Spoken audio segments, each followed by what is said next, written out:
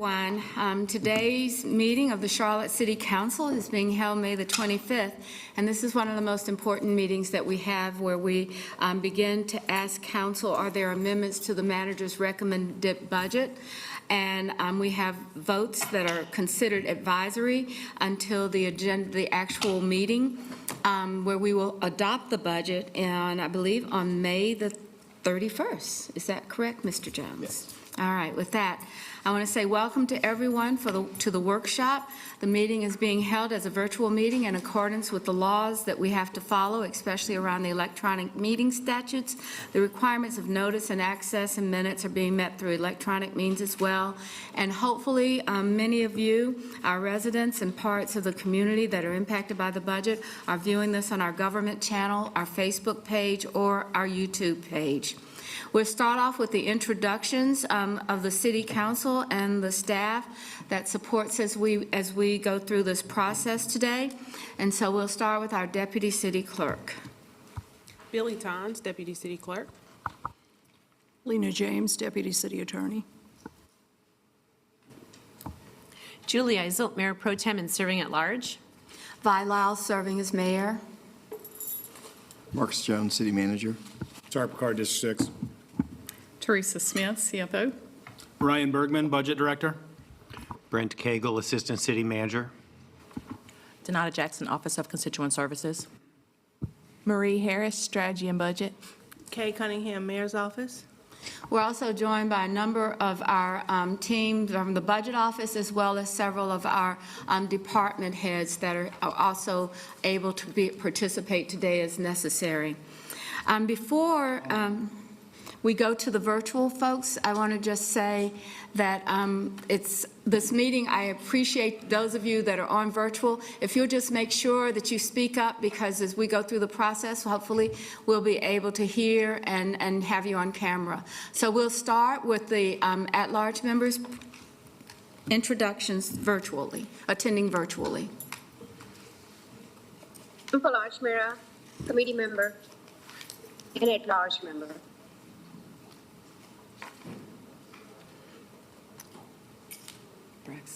Mr. Phipps? Greg Phipps at large. All right, and now we have our district members. All right, so District 2.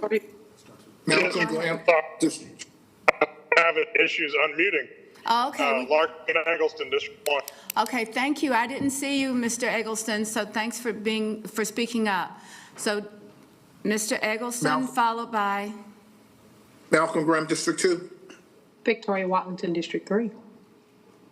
Renee Johnson, District 4. Matt Newton, District 5. Ed Drakes, District 7. All right. And the other staff that are participating with us today that are attending virtually? Patrick Baker, City Attorney.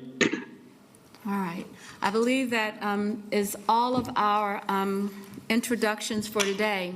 Before we begin our meeting, I want to have a few words to say about Ella Scarborough, who has served this community in so many ways, in so many respects. Her first elected office was as a member of this council, and she continued to be engaged not just in politics but community building for all of her adult life.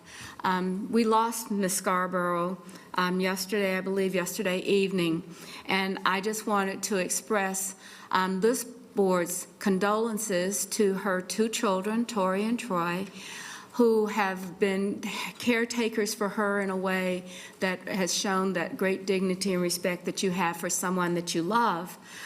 We know that Ella did many, many things to help pave the way for many of us on this board. She chaired the Blackberry Women's Caucus. She was active in the Black Political Caucus. She served on the County Commission, and she offered herself as a candidate for mayor and as well for the Senate as our city and county and our state grew. She was a great leader. She was a woman of faith and promise. She came from a line of exceptional educators. Bethune-Cookman in Florida, one of the top HBCUs in Florida, is a part of her family's legacy. So with that, I just want to recognize that we will miss Ms. Scarborough, but we will not forget her. So thank you, everyone, for that moment to think about her legacy in our community. So with that, we'll now return to our meeting and the purpose that we have here. The meeting today is for the purpose and intent on voting on the amendments or adjustments to the city manager's recommended 2023 budget that was proposed on May the 11th. We had the budget adjustment meeting, and the mayor and council at that time then directed the manager to prepare documents and resolutions, prepare for this meeting, I believe. And so today we're going to continue to address those. Just a reminder that the adjustments from our May 11th meeting that were received at least 5 votes were reviewed and analyzed by the staff, and that information was sent to the council, I believe on Monday, via email, and the information was also posted to iLegislate for viewing by the community. In addition to the adjustments that we voted on, the city manager has also provided some preliminary clarifying or background information on strategy-oriented items that we discussed at the May 11th meeting. Today, based on the information that we received, we will have further discussions of those proposed amendments and vote to determine if any will be included in the actual adjustment to update the proposed 2023 budget ordinance that will be voted on May 31st at our business meeting. Before we begin consideration of those items that council recommended, I'd like to actually cover the several items that were more built around what is our strategy or strategic approach to a subject and whether or not we had sufficient information to go forward. So with this, what I'd like to do is talk about those items that are in Section 5. I see it's posted here on the screen in our rooms, but it's also in your materials that were sent out.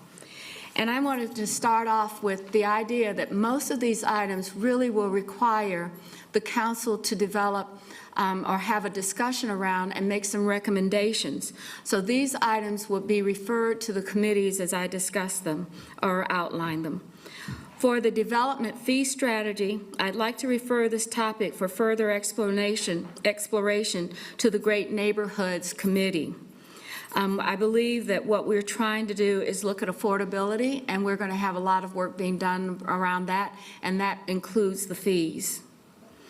The second item that I'd like to recommend going into committee is auditing the organizations that we provide with funding, and I'd like to refer that to the Budget and Governance Council Committee for their review of what's currently in place and what we might need to do to recommend any reporting or auditing enhancements that may be needed to strengthen our system.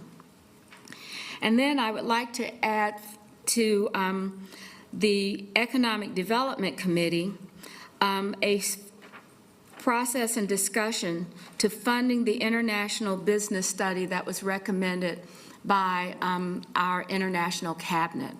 We would like to do that in a way that we have the opportunity to have it have its fiscal control and participation in procurement, but also we recognize that this is something that we have been discussing that needs a structure for us to do that. And I think that that is consistent with the note that we got from the International Cabinet. So we would refer that, the funding of the study and the procurement of that study and the appropriate outcomes to go to economic development. For the build-out of the innovation barn, based on the write-up from strategy and budget, I'd like to propose that the project of the barn, completion of the barn, be moved into the city's advanced planning and design work toward developing both the costs and the plan. In reviewing this option, the manager has indicated that there is already funding within our within the ARPA program, that's like really hard to do this, Advanced Planning Design Program that can be allocated toward this effort. And we would do that and have a discussion of this at our next strategy session, which would be in June. For the promotional process study, that item is currently already moving through Human Resources, and they are planning a contract for an external review of those items.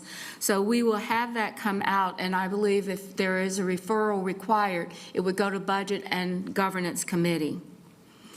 For the two areas that we discussed in the tree canopy,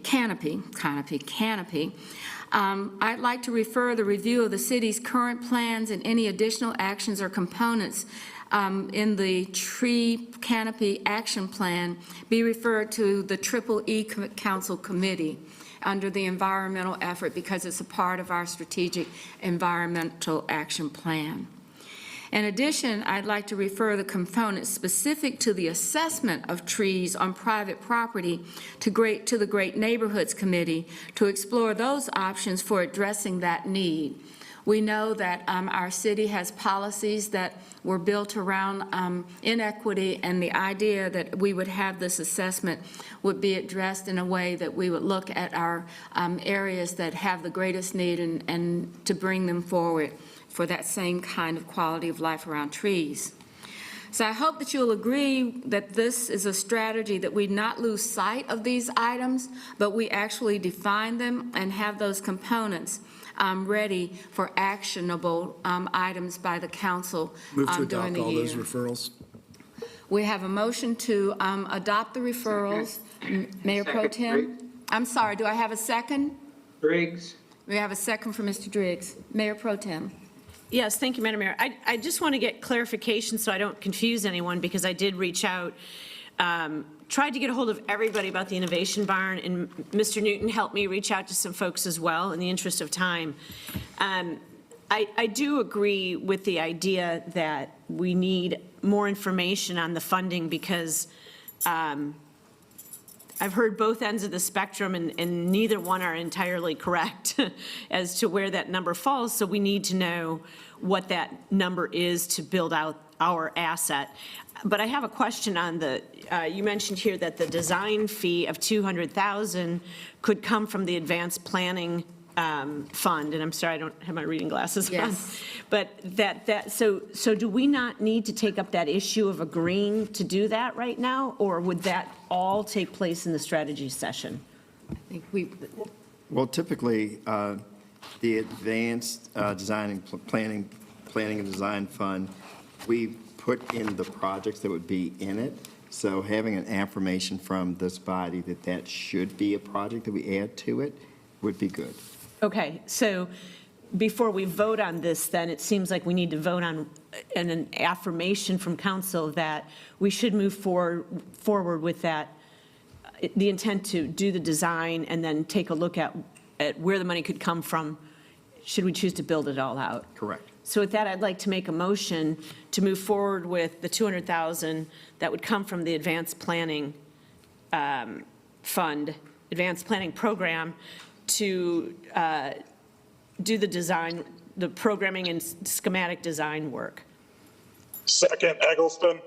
could I ask, okay, we will have a, If you want me to politely withdraw mine and let that happen first. No, I'm not asking you to withdraw it. I was just saying, would you accept an amendment to yours for that? I think you need two separate motions. I think Two so. separate Yeah. motions? Yeah, so I mean, if you need that one to be first for some reason, I'll withdraw, so you can do that and come Well- back, or you can do it second. Just so it's clear that, otherwise, I think we're voting on this as written. So just so that we're clarifying that we all support that. All right, so we will go in terms of, I don't think that they're in conflict, the motions are not in Okay, conflict with that's each fine then, other. either way. So we'll come back and we'll take the motion that was on the floor, followed by the motion on the advanced Okay. design second. And so I believe Mr. Newton's hand is up. Mr. Newton? Yes, ma'am, Madam Mayor. Thank you so much. I just wanted to briefly comment on the International Cabinet's request for funding for the International Business Strategy SWOT analysis.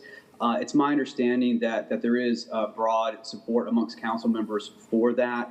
We are looking at a referral to the Economic Development Committee, but I just wanted to underscore that referral by mentioning that we do have funding through our ARPA dollars, $16 million, as well as an additional $100,000 of just economic development funds that can be allotted towards that. So it's my hope and expectation that will be part of the conversation moving forward. I understand many of the procedural challenges we face in addressing that today in this meeting, but I did want to just mention that the funding is there, and it's my understanding that will be further assessed as well as likely secured here in the near future. So thank you so much.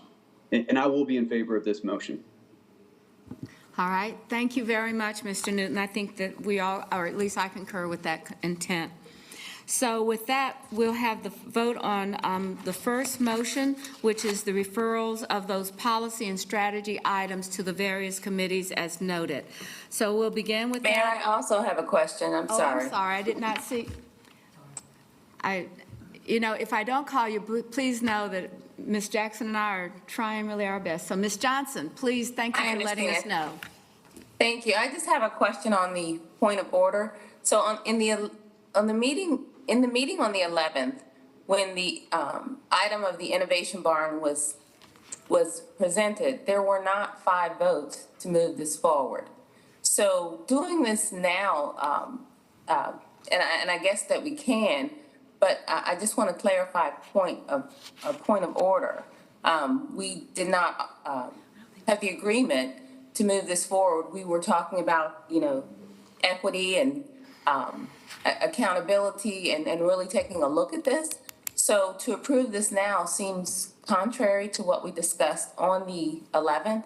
And secondly, I believe that there is a consensus among council to consider the $25,000 for the international committee today instead of moving it forward to committee.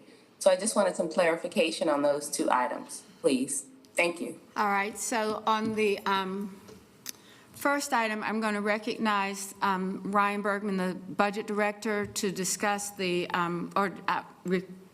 respond to your request concerning the innovation barn. Sure. So Councilmember Johnson, the way that we handled the information from the previous meeting is all of the information that had a vote we included, of course, but we also included almost like a Q&A in the packet for anything where the end of the discussion was the city manager was going to report back on something. So some of it probably needs additional information, which is part of what we're talking about here. But the idea was anything where staff was tasked with responding, we did include that in the packet. And I would say that these 2 meetings, the 11th meeting and the meeting today, the whole intent is to prepare for the final action of the council that would be voted on the 31st. So I think that we will have other ideas that will be presented today. So I do not believe that the 5 rule today is 6. And so I think that we'll continue to have and address other items that may come up today. On the other item, I believe that the process for the $25,000 is included in Mr. Bakari's motion.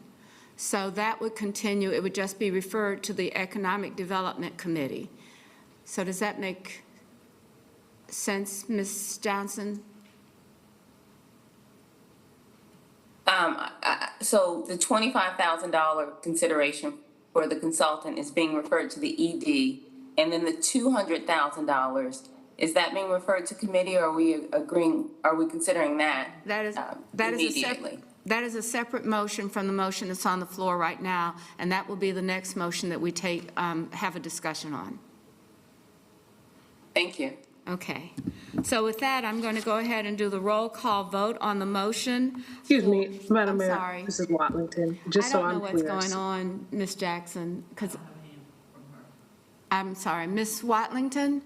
Yep, just so I'm clear, if someone could repeat the motion and also just from my understanding, if something's being referred to a committee, it's possible that that committee will then decide not to move forward. So that feels like it's not the same thing. So I just want to make sure I understand, if we are saying, yes, we are agreeing to put it in committee, we're also tacitly agreeing that it will show up on the other side of the committee? This is what, I think this is around the strategy. These are all strategic items that really need fleshing out. Like, what is the intent and how do we do it? Right now, we have I would think, idea of it, but we would also ask the committee for their comments. And all committee items all referrals do come back to the full council.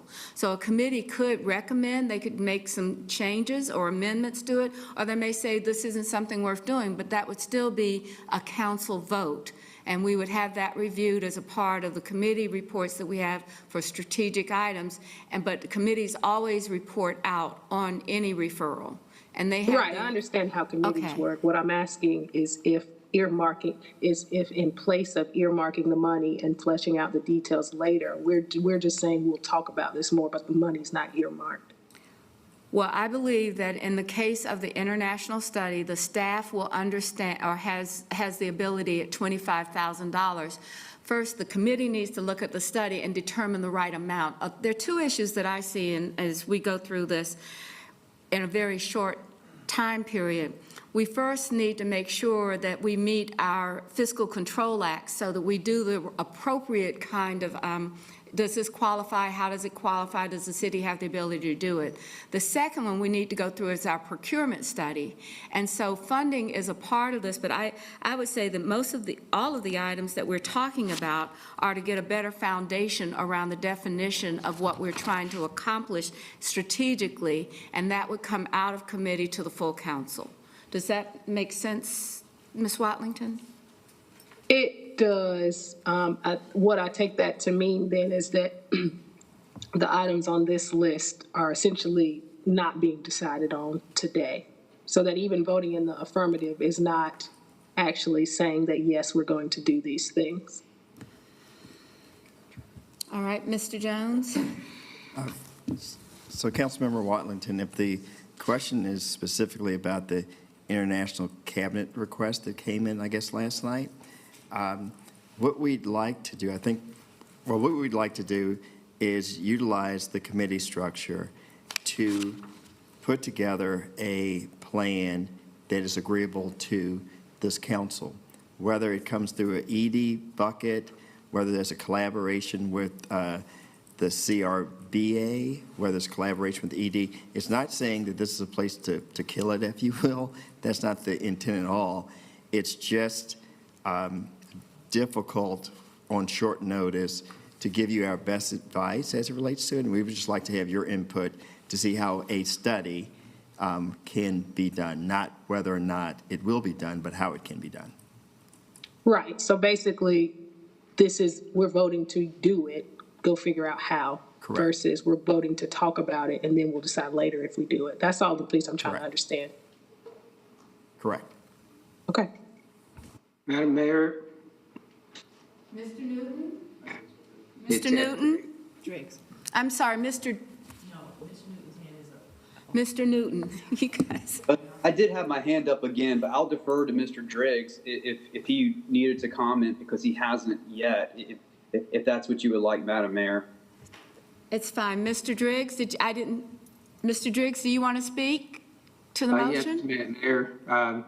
I don't entirely agree with the manager's assessment just then. I think this proposal for the international business study came out of nowhere in the last couple of days, and therefore I think we need to back right up and think about how we want to approach this and what money we want to spend, with no presumption right now. I think we make the committee referral, and the subject of whether or not we pursue it is still wide open.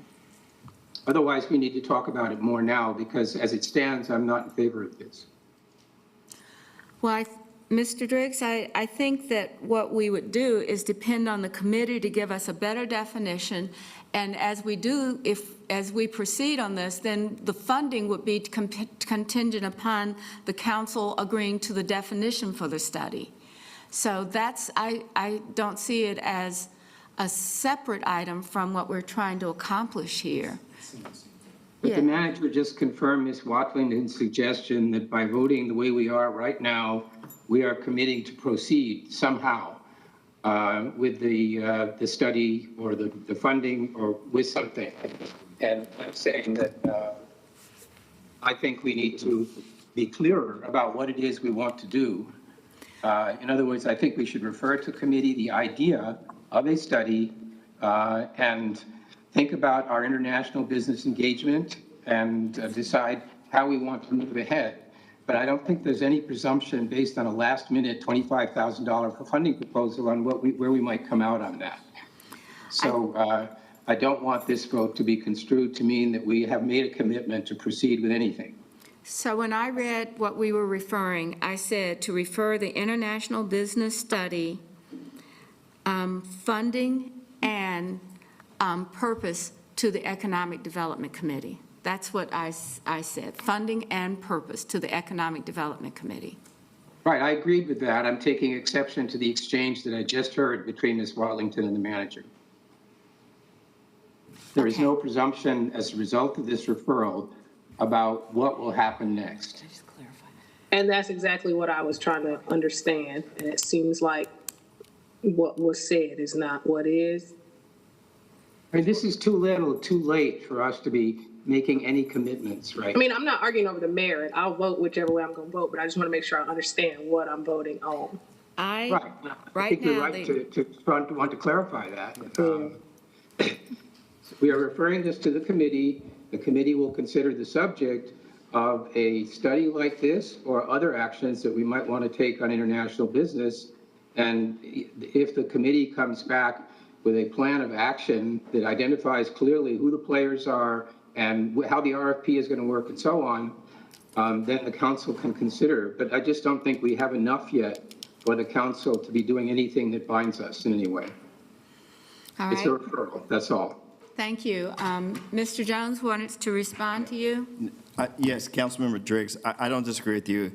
Where I was going is that this wasn't necessarily something that would end up with an appropriation to the international cabinet, but if it was something that was aligned with the city's strategy, that the city thought was important, and I think it is, but I'll back up way off of that. And if this is clearly an exploration of whether or not it should occur, then that's the council's prerogative.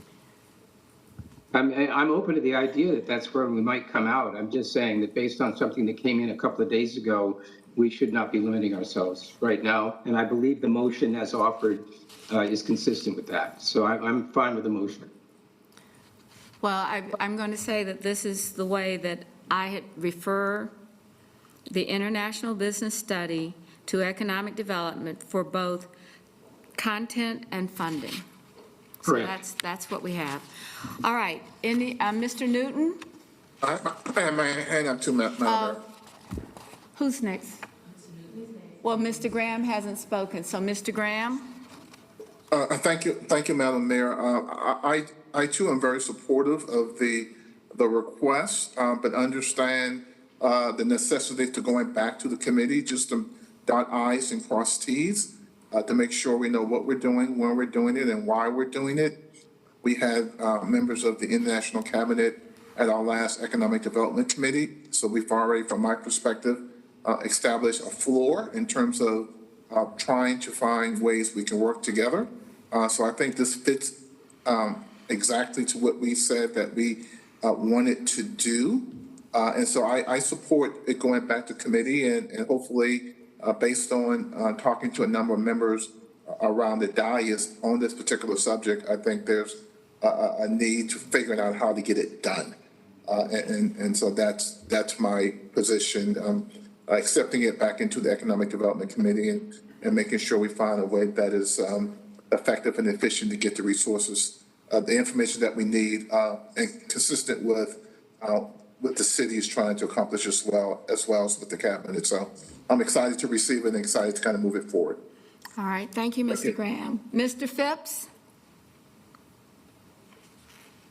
Yes, thank you, Mayor. I think, I guess the Charlotte International Cabinet did come and speak to the council, I think, in in open session at a forum, as well as as Chairman Graham said, they came before the Economic Development Committee as well. But in my conversations with leadership at the committee, I don't think that they're as concerned as much as them personally receiving the funds as much as they would like for a study to be done, whether it's done as part of, the city manager's office or whatever, So, insofar as that is the case, I don't think that they would have any objections to it. So I realize that I think it did, the request came late, but I think the genesis of the request, the foundation was laid in those two presentations before the council in open session, as well as in committee. But I would agree that I would firmly support that the situation will be looked at and studied further. Maybe 25,000 is not, and maybe it could be 40,000. I don't know. But I think that it's where it needs to be going forth to the Economic Development Committee for further study. Thanks. All right, thank you, Mr. Phipps.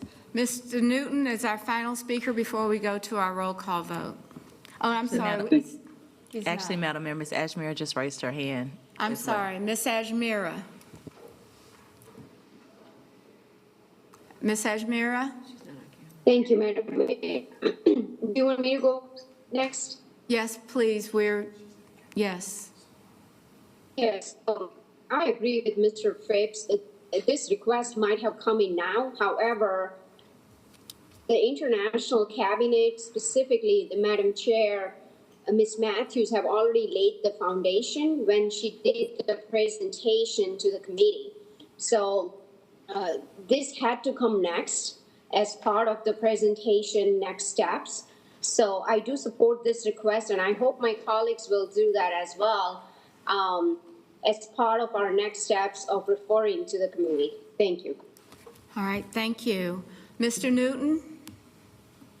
Yes, thank you, Madam Mayor. To that point, and I guess what was outlined earlier in the meeting, I was of the understanding that we faced procedural issues today and moving forward.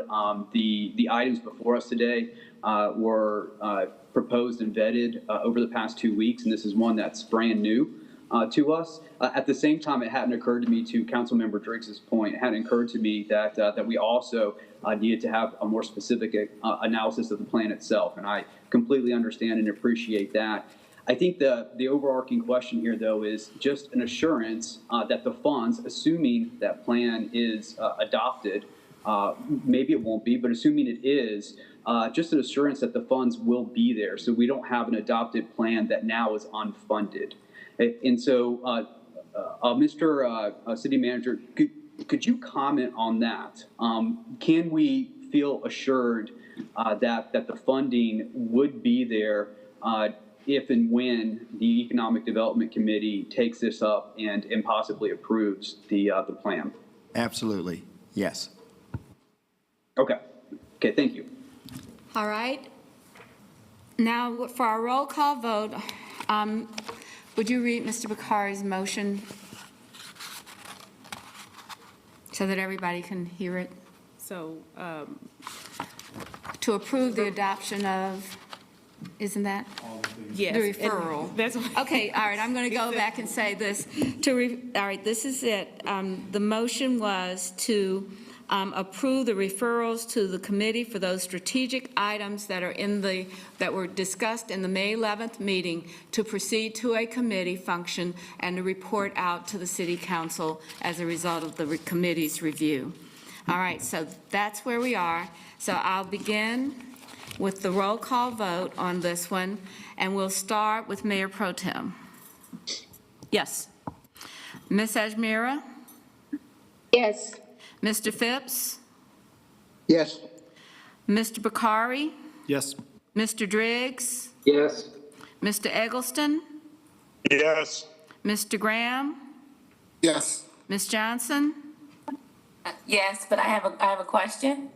Well, we're going to go through the roll call vote, and so you can come back and grab that question at some point. Well, I may need to do a substitute motion. We've already started the roll call voting, Ms. Johnson. Mr. The Baker. question is, okay, Mr. fine. Baker, we're in the midst of a roll call vote. Ms. Johnson, would you like a substitute motion? Would like a Yes, substitute I want to motion? make a substitute. I'd like to make a substitute motion. I'm asking Mr. Baker, is that appropriate for us to, in the middle of a roll call vote, to go to a substitute motion? I think if the original motion fails, then we can come back and have another discussion, but Mr. Baker? Well, I don't want it to fail. I just want to, your motion says the items discussed on 511. We didn't discuss the international committee on 511. I read, So I want to make. I'm sorry. Those that I read, as well as discussed on May 11th. Those that I read into the record, as well as that, so to clarify Okay, the then motion. yes. Okay, thank you. All right, so with that, we'll continue. Ms. Johnson? You are yes? Yes, yes. Mr. Newton? Yes. Ms. Watlington? Yes. All right, the motion passes. Okay, thank you. We're going to have the second motion, which is a motion regarding the innovation barn, and the concept is that the build out of the innovation barn would be moved to the city's advanced planning and design to work towards developing a plan and its cost, which would now be estimated at $200,000. $200,000. And so the Mayor Pro Tem made a motion. I can't recall who seconded the motion. Eggleston. And Mr. Eggleston seconded the motion. Is there any further discussion of this issue, of this motion? Hearing. Mayor? Who is that? Ed Driggs. Mr. Driggs? Johnson. And Ms. Johnson. I just want to say. Also. But Mr. Driggs, Ms. Johnson, and someone said aye also? Ajmera. Huh? Ms. Ajmera. I can't see Ms. Ajmera, so, all right. Okay. Ms. Ajmera has her hand raised, and I just would also like to say, Ms. Ajmera and Mr. Eggleston, if you're going to vote, you have to say your name first and then your vote, because you are not on camera currently. Yes, you can vote, but because they're technical difficult, I'm sorry. Can you Would see you me? review the rules about voting if you're not on camera? Because I believe please? Mr. Eggleston is having technical difficulties, but I believe, Ms. Ajmera, can you turn your camera on? My camera is on. Okay. All right. So I had, who wanted to speak? Ms. Ajmera, is there anyone else following Ms. Ajmera? Driggs. Ms. I think Driggs was Ajmera, Mr. Driggs. God, we got to get back in person, y'all. Saying that difficult. All right, Ms. Ajmera? Mr. Driggs his hand was raised before me, so if he wants to go first, that's fine. Ms. Ajmera, go ahead. No, you're up first. Okay. Well, for this innovation barn build out, I appreciate Budget Committee's detailed report on it as part of our Q&A. And I noticed that as part of our original original agenda item, we had already, sorry, I'm trying to pull up this detailed report here, but we already had approved the entire build out as part of our original request a couple of years ago.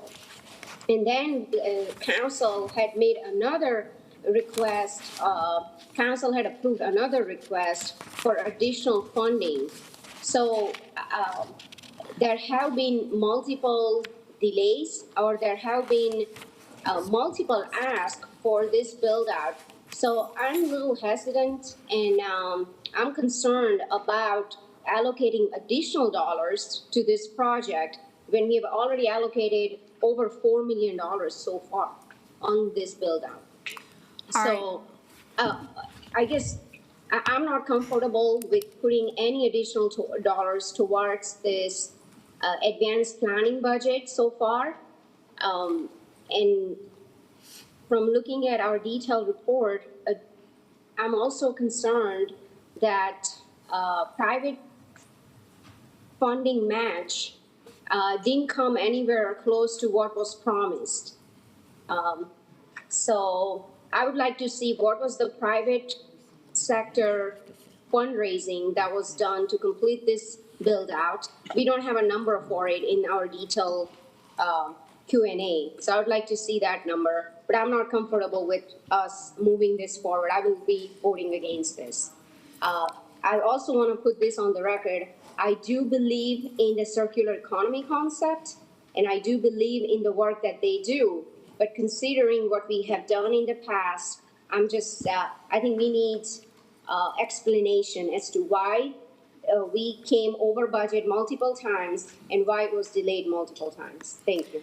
Ms. Ajmer, it would be very helpful if you could just jot those down and mail those questions to the manager so that we have them. I know they'll be on the record, but if you could just send them quickly to the manager, we'll be able to respond more quickly. Okay, so Yeah, I'm going to recognize that. And then those questions to Ryan. So those questions have come out to the manager? And so, Mr. Jones, if you could share that with the council and recognize Mr. Jones in response. So thank you, Councilmember Ajmer. And I've just asked Phil Rieger, the Director of General Services, to come in if you need more details. What you said is precisely why the write-up included the Advanced Planning and Design Fund, because prior to that, we had our situations with not having good cost estimates before we put something in the budget.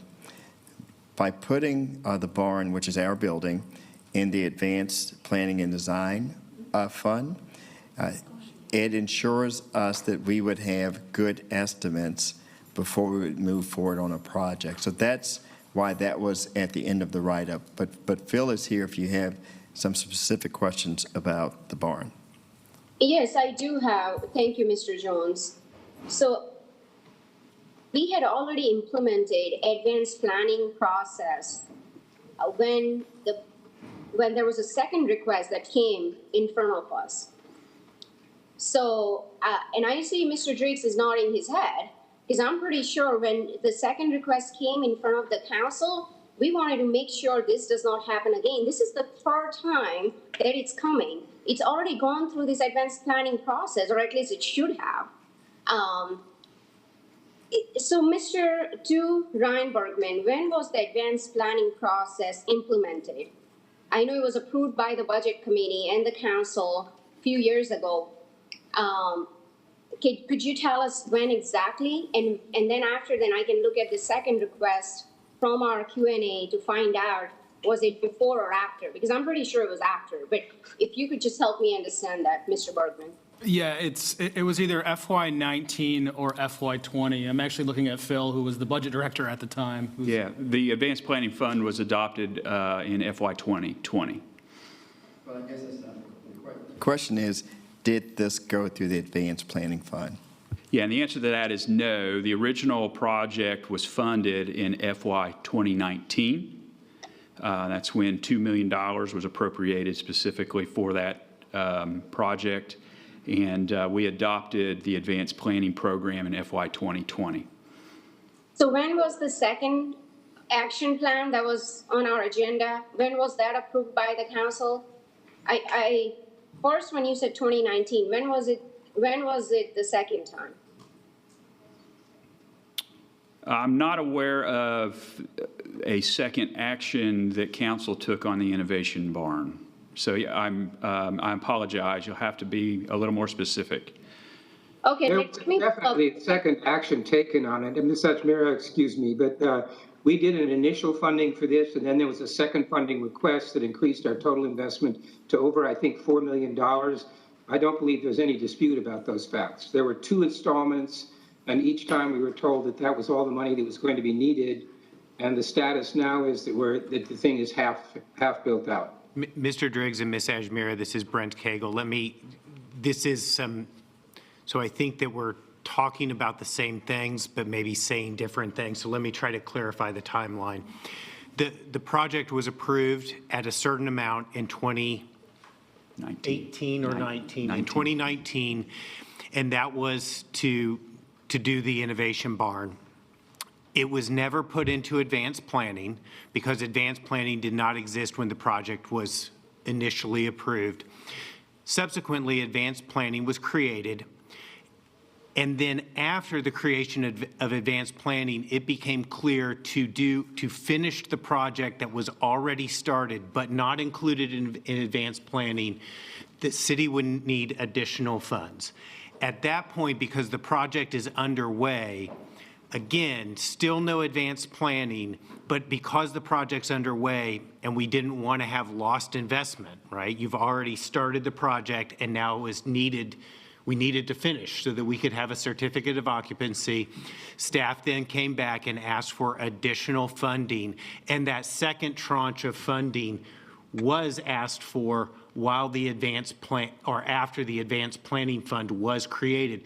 But the initial project itself was created with an incorrect budget. We know that now, with an incorrect budget before advanced planning fund was created. And the advanced planning fund was created not just for this project, but for a few projects that the city had where, had we done an advanced planning process in advance, we believe that we would not have found ourselves in a situation where we were halfway into a project and we needed more funding, significantly more funding than we had initially discussed with City Council.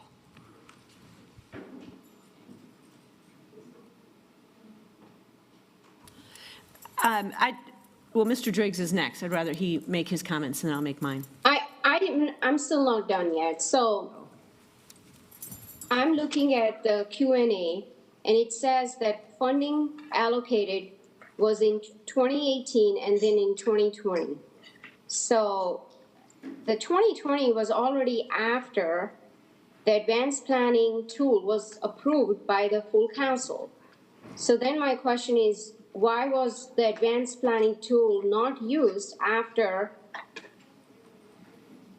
it was already adopted for this project? Ms. Ajmera, by the time the advanced planning process was adopted and funded in the 2020 budget, the Innovation Barn project was already in construction. And so as we worked our way through construction, the specific reason for the additional funds needed was simply things came up as a result of working on a 100-year-old barn that were unexpected.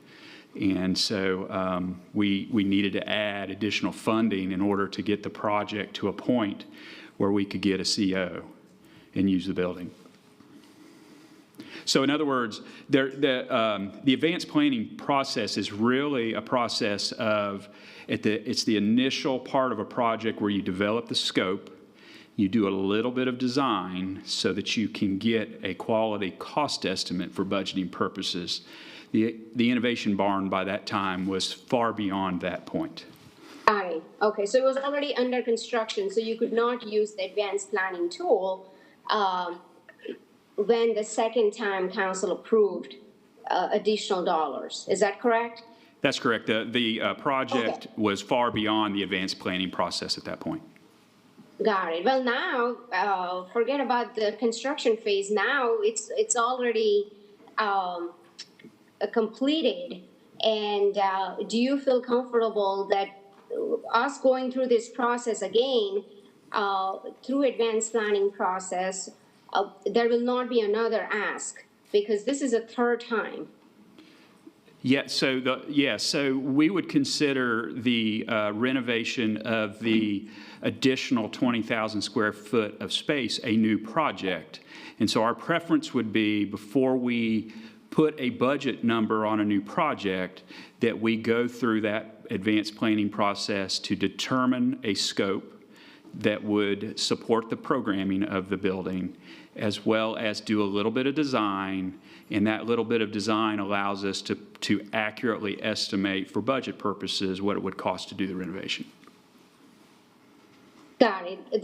That helps me. But this also raises other concerns around advanced planning budget. So if you're taking $200,000 from advanced planning bucket for this project, that will leave less funding for other projects that we might want to do. I'm sure there are so many other facilities that city has, so I just want to make sure that council is aware of that. It's taking $200,000 away from other funding requests for any of our other facilities. Thank you. Councilmember Ajmira, this is Ryan. Let me talk a little bit about how the Advanced Planning Fund works. Like Phil said, it was created in FY20, and it was funded with cash from our debt service program, $20 million, to essentially be a revolving fund. So we would fund the design of a project. If the project goes forward, whether it be bonds or COPS, it would pay back the Advanced Planning Fund. And so we have not needed to replenish the fund yet. We do not anticipate needing to replenish it in the upcoming budget. So it's a little bit unique. We call it a fund, but it's more just a capital program that replenishes itself. So we can do designs like this, and Phil and his team can't do it for itself, so I'll be a little bit of a cheerleader on this.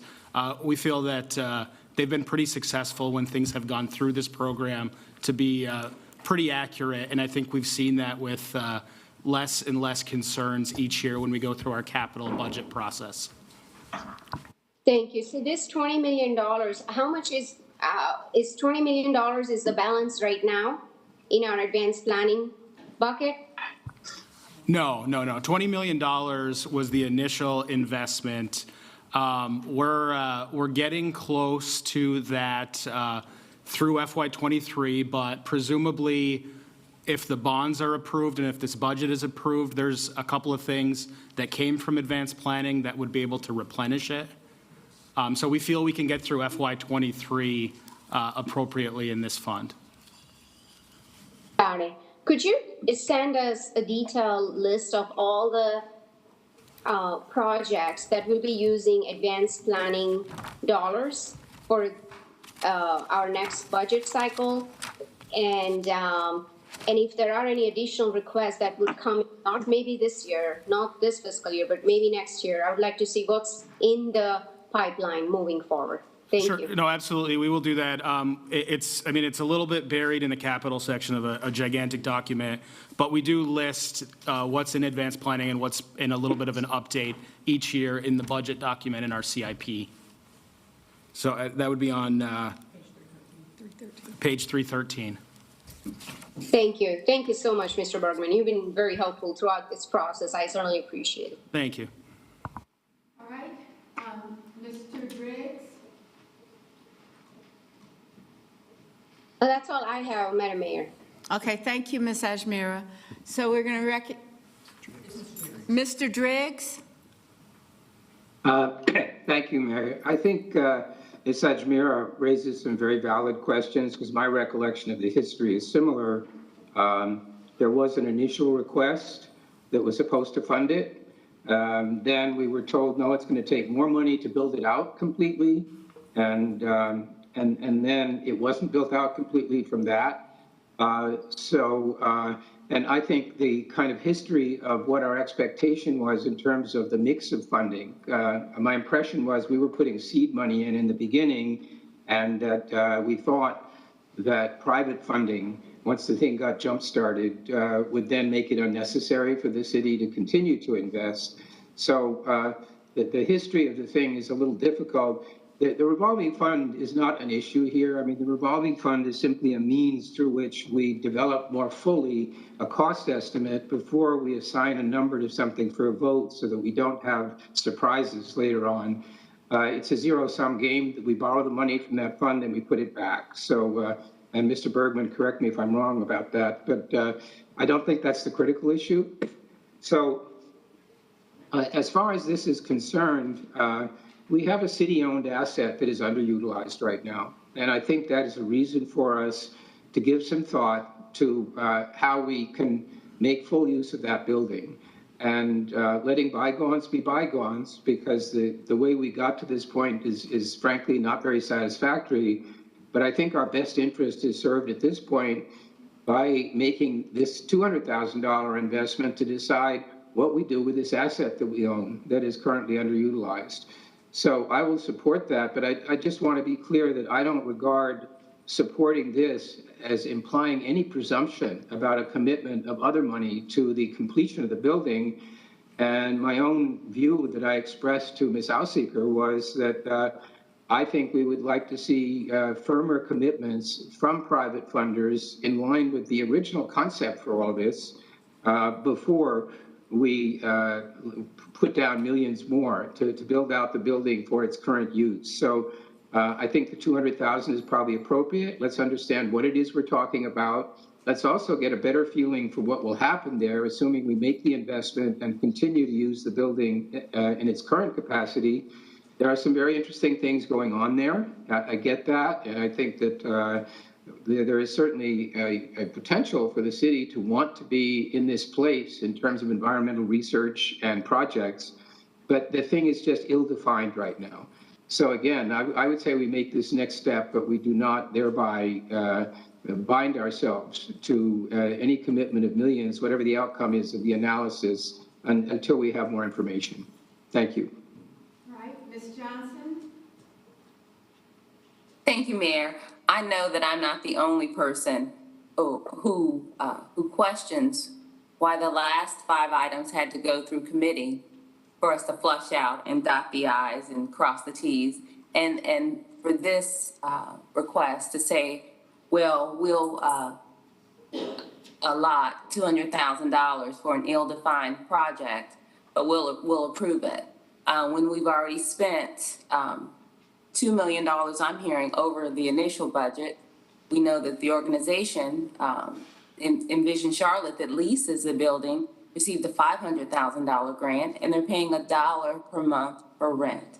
So I think it's up to us as stewards of public dollars to at least send this through committee, either the governance committee or I would say the equity committee, because my concern is how some organizations can pay $1 for rent, and we're looking at pouring more money into it. I would want to say, if we're going to renovate this space, this 20,000 square foot, then we be intentional about leasing the space at the same amount to a grassroots organization.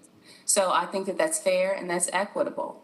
So I won't be supporting this, but my bigger question is, why is this not going through the same process that the other items just before this went through? It needs to go to the committee to define the process, to look at the RFPs, and also to dot the i's and cross the t. It needs to be held to the same standard or higher, because we've already spent so much money on this project. We don't want to keep pouring money into it and it not meeting the expectations that were initially planned for the project. Thank you. Thank you, Ms. Johnson. Ms. Watlington?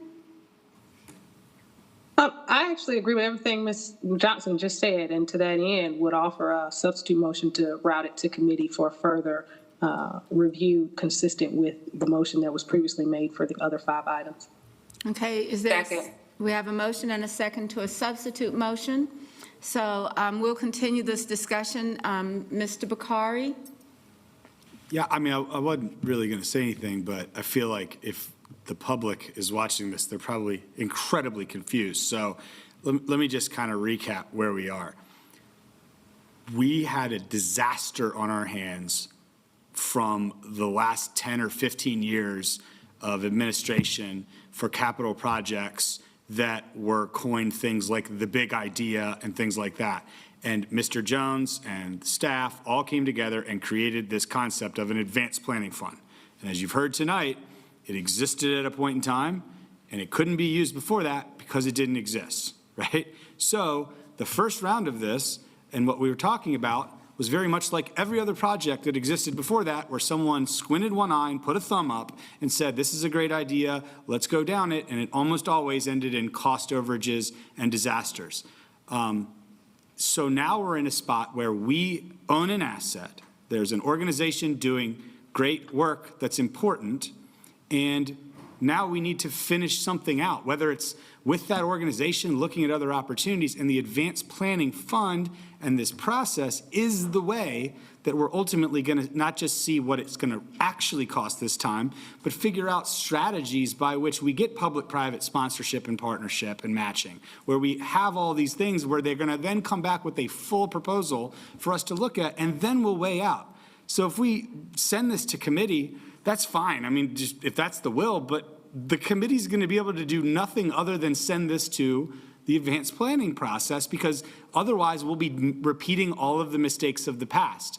And while those mistakes are very real, and I have been hypercritical of them, just because the Cross Charlotte Trail was a debacle beyond all others doesn't mean that we should hate greenways now. And the same thing applies with the great work that's happening. Just because it went over budget because we didn't have a real process and a discipline doesn't mean we should hate the environment now.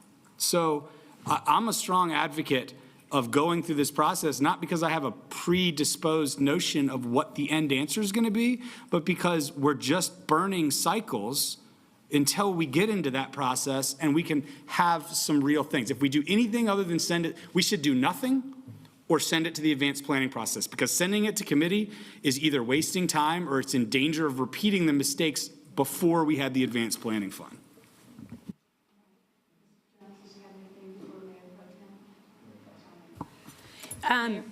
Thank you. So what Mr. Bakari just said, I absolutely concur with. We should have not followed through with the Cross Charlotte Trail if this is our feeling. But let's be honest with ourselves. If we had really questioned that process and we didn't know what was going to implode with Cross Charlotte Trail at the time, but if we had stopped to think about it, $50 a square foot wasn't going to build anything out there. And I want to emphasize, Envision Charlotte didn't build this building, we did. Envision Charlotte did not come up with those estimates, we did. Okay, we're past that, we understand it. The manager and team set up the advanced planning fund. That's exactly the right way to do it. The city needs to go through this process and make sure it's not done again. But I want to also mention, I think my colleagues who have voiced their opposition to this, have any of you been out there in the past year? Ms. Ajmira told me she hasn't been there in 4 years. I ask you to go out there. There are 9 small businesses operating out of that space. So when you say give it to a nonprofit, give it to a small business, go out there and see what's going on. There are 9 businesses that are working on the goals that we said as a council that we support in our strategic energy action plan. There are companies out, there's at least 2 out there, 3 possibly, that are helping us with the fact that in 2028, we have an opportunity to renegotiate our interlocal agreement on recycling, for which we are paying for all sorts of recycling that goes straight to landfill. And we're paying for that. So it's not just what this costs, it's what money we can save because we have the opportunity to pull glass and most of the plastics out of this trash cycle. Every time I talk to somebody about what's actually recyclable, people are shocked. Most of what you put in your recycling bin is going to landfill, if not all of it, because it's dirty. So I encourage you to go out there before you pass judgment on what's actually going on out there. The rent, people have brought up the rent, that's being passed on to those 9 businesses, of which some are minority-owned businesses, women-owned businesses. So again, they're getting the benefit of being able to scale up before they have to pay a market rent or any rent. They're paying $1. I would also emphasize that a lot of the cost that went into the first phase already took care of the second phase. All of the windows have been replaced. A lot of the windows, roofing has had to be replaced. Lighting is already installed, so it's not going to be $300 a square foot, but it's not $50 a square foot. Let's be clear about that. With regards to private funding, again, go out there, take a tour, talk to the entrepreneurs that are based out there. The organization Envision Charlotte runs on a budget of $600,000 a year. We don't pay for that. The private companies who are in partnership pay for that. They've got, Electrolux has set up an entire kitchen, teaching kitchen out there. That was equipment that they brought in. Lowe's has put a lot of money into this organization. Go out there and see what's there before you pass judgment is what I'm asking. And lastly, this is our building, as it was pointed out. No private company is going to come in and put our roof on when then we can say goodbye, thank you very much. So yes, absolutely, the private funding has got to come from the private sector. That's on them to raise that money. We're not doing that. The funding the grant that Ms. Johnson referred to was for architectural fees and for Metabolics, who is a separate consulting company that was brought in. They are one of the world premier leaders in this work. And lastly, we're the only city doing this in the country. We can put more money into things that we all want and need, but if we want to leave a legacy for what makes Charlotte different, then let's do it in the form of sustainability and upcycling. This is workforce development opportunities. This is a way to reduce. I mean, if you just go into that empty part of it's not empty, the unfinished part of the barn and see the stacks and stacks of plastic containers that have been used that people are voluntarily bringing back over there to be recycled, you'll be shocked, because that is just a small portion of what ends up in our landfill and our future generations are going to have to deal with. So let's not throw the whole thing out just because we don't like what happened 4 years ago. That was on us. So with that, I hope that my colleagues will support this going to the Advanced Planning Committee, coming back to council. It doesn't need to go to committee because this is an existing project. We know what's going on out there, or go out and take a look. Thank you. Thank you. Ms. Ajmira. Mayor, can I just clarify one question? But before Ms. Ajmira was recognized, Ms. Ajmira? Yes, thank you, Madam Mayor. I agree with what Mayor Pro Tem said about the great work that Envision Charlotte is doing, helping so many other small businesses. I supported the project, and I supported the other two requests that came in FY 2018 and FY 2020 because of that vision. I'm not comfortable because of the past fiasco we have had with the budget and with the timeline. I just need to get more comfortable. And that's not on Envision Charlotte. That's on us trying to figure out how do we make sure we don't come back to this point again a year or 2 or 3 years down the road.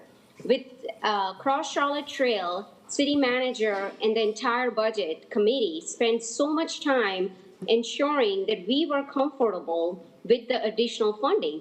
When it comes to Innovation Barn, this is all the discussion we have had is just for this budget cycle. We haven't had a specific separate discussion on Innovation Barn and the next steps moving forward on how do we fix this. So I think for me, it's just about getting to that comfort level. It's not about the concept. It's not about the work that Envision Charlotte is doing. So I just want to make sure that this is being reflected in the meeting minutes. Thank you. Again, please go visit Ms. Ajmira. I think you'll be incredibly impressed. Oh, yes. I remember you, Mayor, and I were at their fashion show, sustainable fashion show, a couple of years ago. Yeah, 4 years ago. I look forward to visiting that space again to see what they all have done with the $4 million that was allocated. Thank you.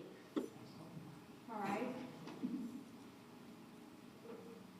Ms. Johnson? Thank you, Mayor. I was just going to ask the manager to clarify how many organizations that the city is renting this space to.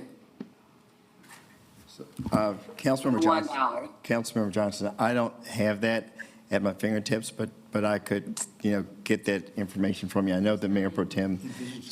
So I guess the one thing I'd like to Well, just. I mean, I'm sorry, and I mean that we are leasing to, not that's being subleased from the leasee. I want to know who the relationship is with. That it's, I'm presuming one organization, and then they sublease to other entrepreneurs. The issue for me is equity. If we're going to spend any more money in that building, then we should open up the opportunity to other organizations. What happens is in the city, the reason there's a challenge with upward mobility is because the same people get the same dollars. The rich get richer. Meanwhile, small organizations are supposed to be satisfied with being subleasors or satisfied with the crumbs left over from the For table. $1 a year, their rent is the same. Go out and see them. So once again, this is about equity and accountability. If we sent the other 5 items to the committees so that we could define them and cross the T's and dot the I's, then we should do the same with this one. This is $200,000. We just had a whole debate over $25,000. So we need to be consistent and we need to be equitable as a council. And it's not based on any history. We weren't even here for the cross trail. This is the right thing to do for public dollars. And I'll be supporting the substitute motion. Thank you. All right, we have a substitute motion on the floor. I'm going to say this, that it would be great to not suppose any information and to have facts instead of just kind of like numbers or comments. And so, Mr. Jones, can you please, I mean, it may not be today, but this narrative that we have needs to be correct. So we need to have something as a follow-up, either from communications, Envision, Charlotte, whatever, to get this information in a place that we're all being consistent and having the same data that has been documented. That's my first point. Second point, it's not exactly just one decision on this, because there are 2 functions here. There's first the function of the city manager, which is to produce the kind of documentation to implement policy and plans. Council committees are to recommend policies and plans. So I don't see that this is something that is in conflict with each other. I actually think that they're closely intertwined, that we can't make policy without knowing what the numbers are, and we can't have numbers without knowing what the policy is. So in my opinion, I think it would be fine to send this, and in fact, it might even be helpful, considering the narrative that we have, to do this idea of sending it to a committee, but also the manager's job is that revolving fund. It is not a cost, it is a revolving fund to get our asset to a place for how do we use it best and how to do that. So I know that this has become kind of like a we-they situation or a singular focus, but I'm willing to refer to committee, but I think that it's really important to get some numbers that are realistic for anything that we own instead of having the asset fall apart. We would never let a roof cave in. We would never do something that we did not know the cost, since we've had this experience in the past. And I think it's fiscally correct and to have that estimate done. So with that. Mayor, can I just make one quick point on that? Yes. I would just say, just given the contentiousness that kind of surprised me out of this, I would respectfully disagree. I don't think that it makes sense to send it to committee whatsoever. I think we, as a group, like there will be nothing that is gained out of that we have the intelligence at this point with data to be able to make. So I think we need to vote down the substitute motion and then simply go back to the original motion. And if the will of the council is to not move forward, then let's vote down the first one. And if it is to move forward, there's only one option, which is, and the manager with the early planning fund can come back and say, look, we own an asset where the roof needs to be fixed. So at a minimum, we have to do, he can bring us back options, but there's no point in wasting any time discussing this if the will to do the initial analysis doesn't exist. That is true. Thank you. All right, we have Madam Mayor? Mr. Phipps. And I have my hand up too, Mayor. I know, but Mr. Phipps hasn't spoken, Mr. Driggs. Thank you, Mayor. Okay. I agree with Mr. Bakari. And also, I'm wondering, are we really losing focus on the original purpose of this whole project? I realized that y'all went overseas and saw this thing, and we grasped onto it to advance our sustainability goals. But I can't get over the fact that I'm an ardent recycler. I recycle all the time. And for me to be recycling and to know that 95% of the stuff that I think is being recycled is just being thrown away in the landfill. I mean, I really do think if the community was really aware of that, a lot of people would be upset. All these bins rolling out every week, thinking they're doing something, and all they're doing is paying to have recyclables go into the landfill. So I think the only committee that this thing needs to go to is the Advanced Planning Committee. We're gonna finish the thing, do it to try to meet our goals, or we're not gonna do it. So I was surprised at the depth of this discussion too, as well. You know, that we're spending this much time on this, but Advanced Planning Committee for me. So thanks. All right, thank you, Mr. Phipps. Mr. Driggs?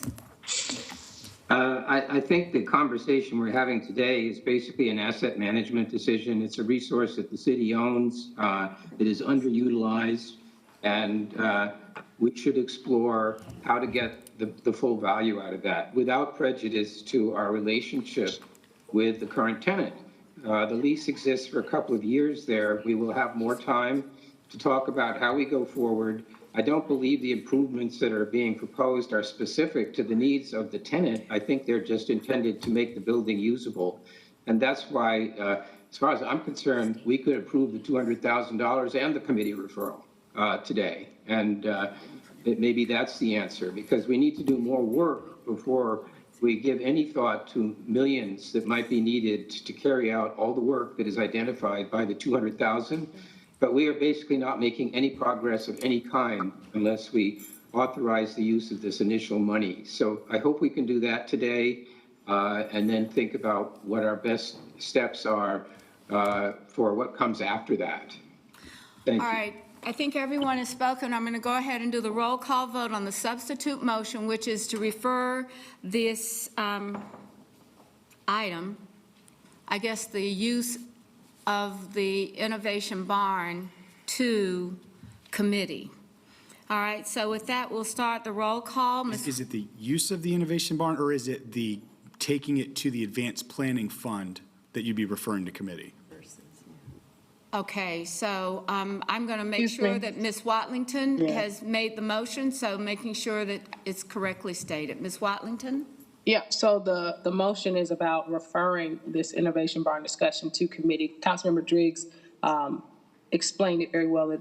It's not necessarily an either or, because the question becomes, what would we do as part of our overall sustainability piece with this asset? Are there other options? I think it's beyond just the, all right, we're going to do this or we're not going to do this. Because if we don't do it, we have an option to do something else. And so if you're going to do any kind of best value option analysis, you should probably be looking at more than just one option. And so this particular motion is about referring this to committee, not the advanced planning. So it would be to refer the use of the innovation barn to committee. All right, so let's begin. Ms. Watlington? Mayor, I'm sorry, but this is a substitute motion. By passing this, would we have defeated the original motion? Or is there still a scope to propose the $200,000 investment and the referral? It will defeat the original motion. It will defeat the original motion. Which is to go to advanced planning directly. Right. Okay. So, Right. Okay. Ms. Watlington? Yes. Mr. Newton? No. Ms. Johnson? Yes. Mr. Graham? No. Mr. Eggleston? Please No. say your name first. Eggleston, no. All right, thank you. Mr. Driggs? No. Mr. Bakari? No.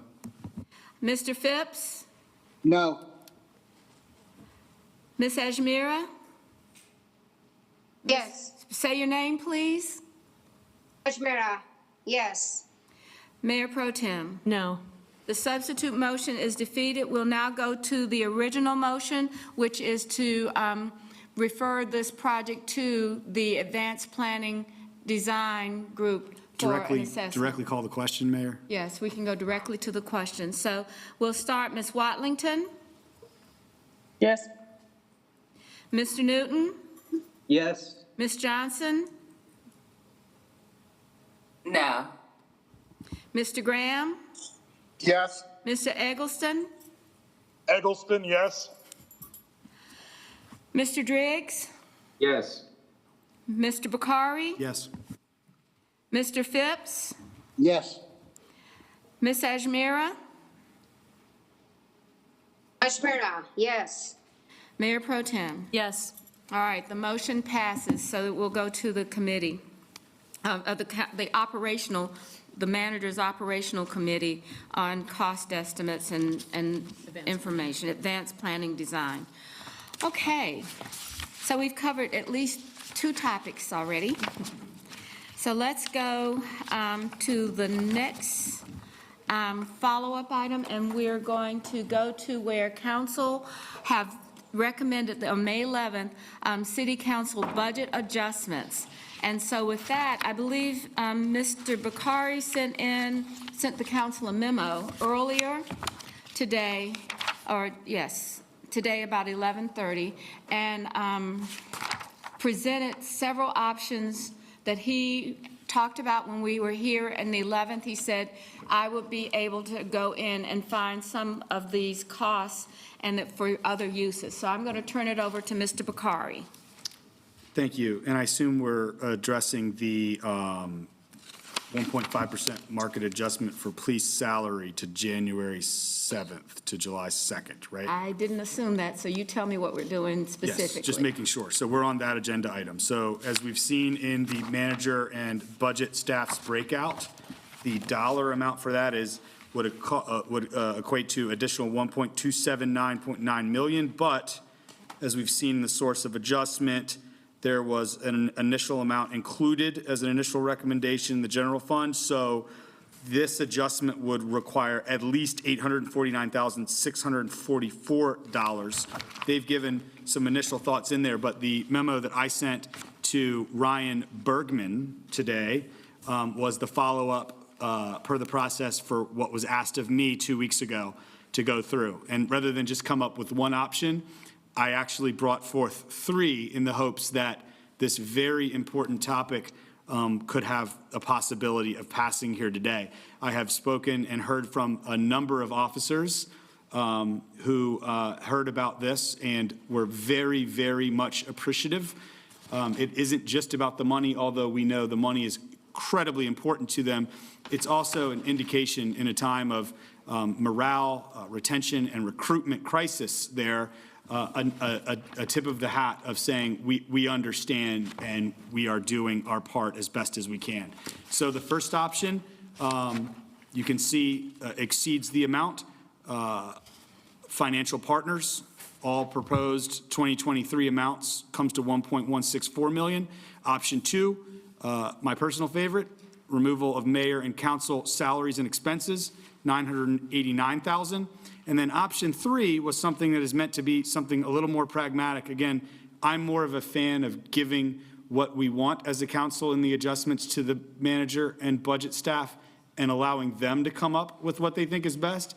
But I am certainly happy, and I encourage all of my colleagues to go through a budget cutting exercise on their own, because it's very enlightening. So I came up with a laundry list of $1.474 million of items that all one could make a definite claim are important. Nothing makes the budget that doesn't have some level of importance.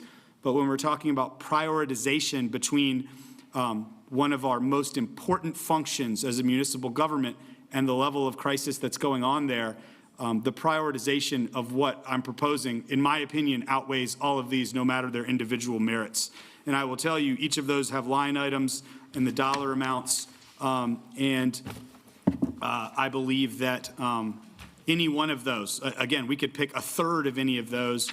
My recommendation for today's discussion wouldn't be for us to start cherry picking ourselves in any of those, but rather say which of the options if indeed they are palatable, to then hand the manager and budget staff so they can go about their process, because we could all sit here and definitely debate the finer points of each. I think it would be more constructive and quick for us to say all three aren't acceptable and we're not going to do it, or 1, 2, or 3 of them are, and we'll hand them to the manager and staff with some high-level guidance to then go follow up, because I certainly do not want this to turn into an all-day exercise amongst us. So I really appreciate that, Mr. Bakari, because I do think that it is pretty simple.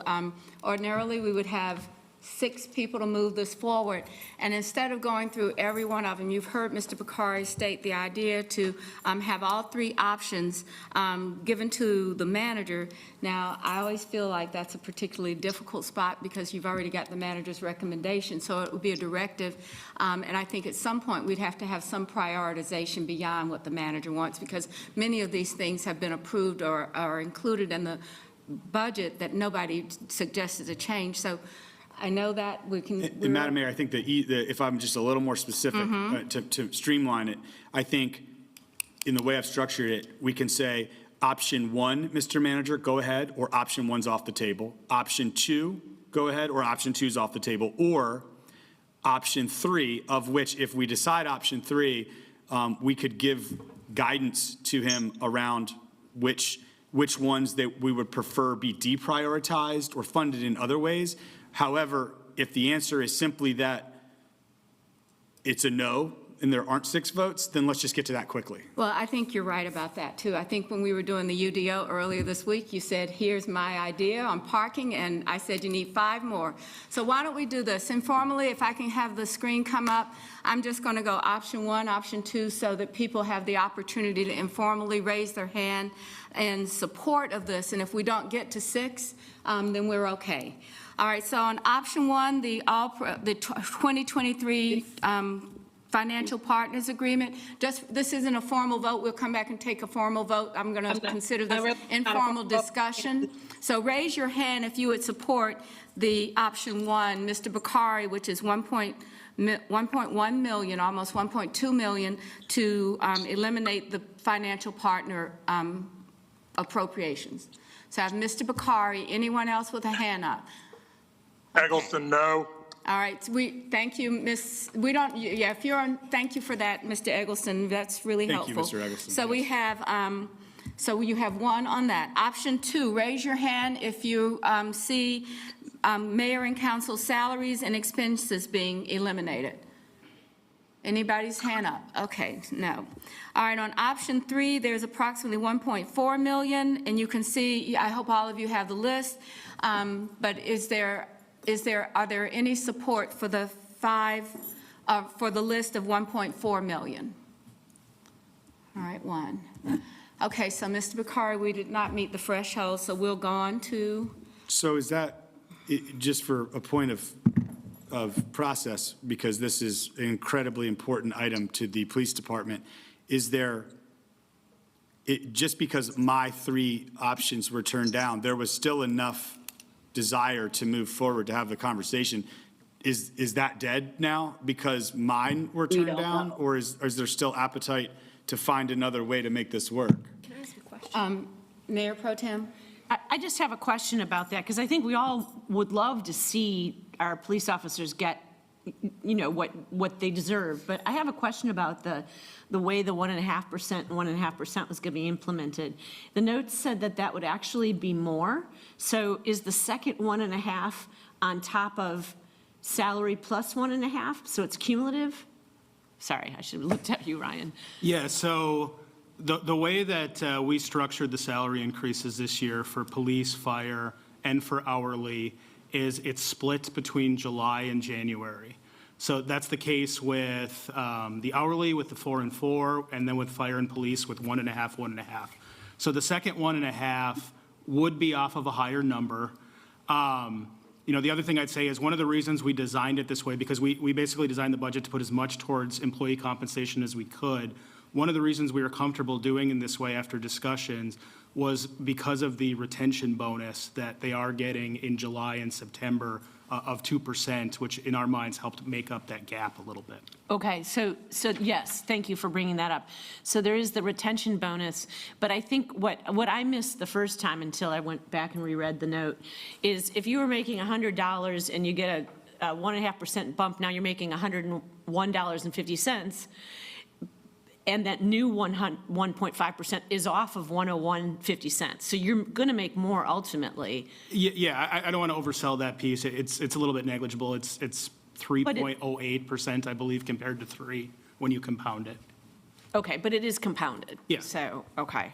I mean, I just think that's an interesting point to bring up to everybody because it does get them a little bit more. One final point, Madam Mayor, if I could, just in case, making a last case at this, there's $1.4 million in that option 3. All we need to come up with is $849,000 to make this happen.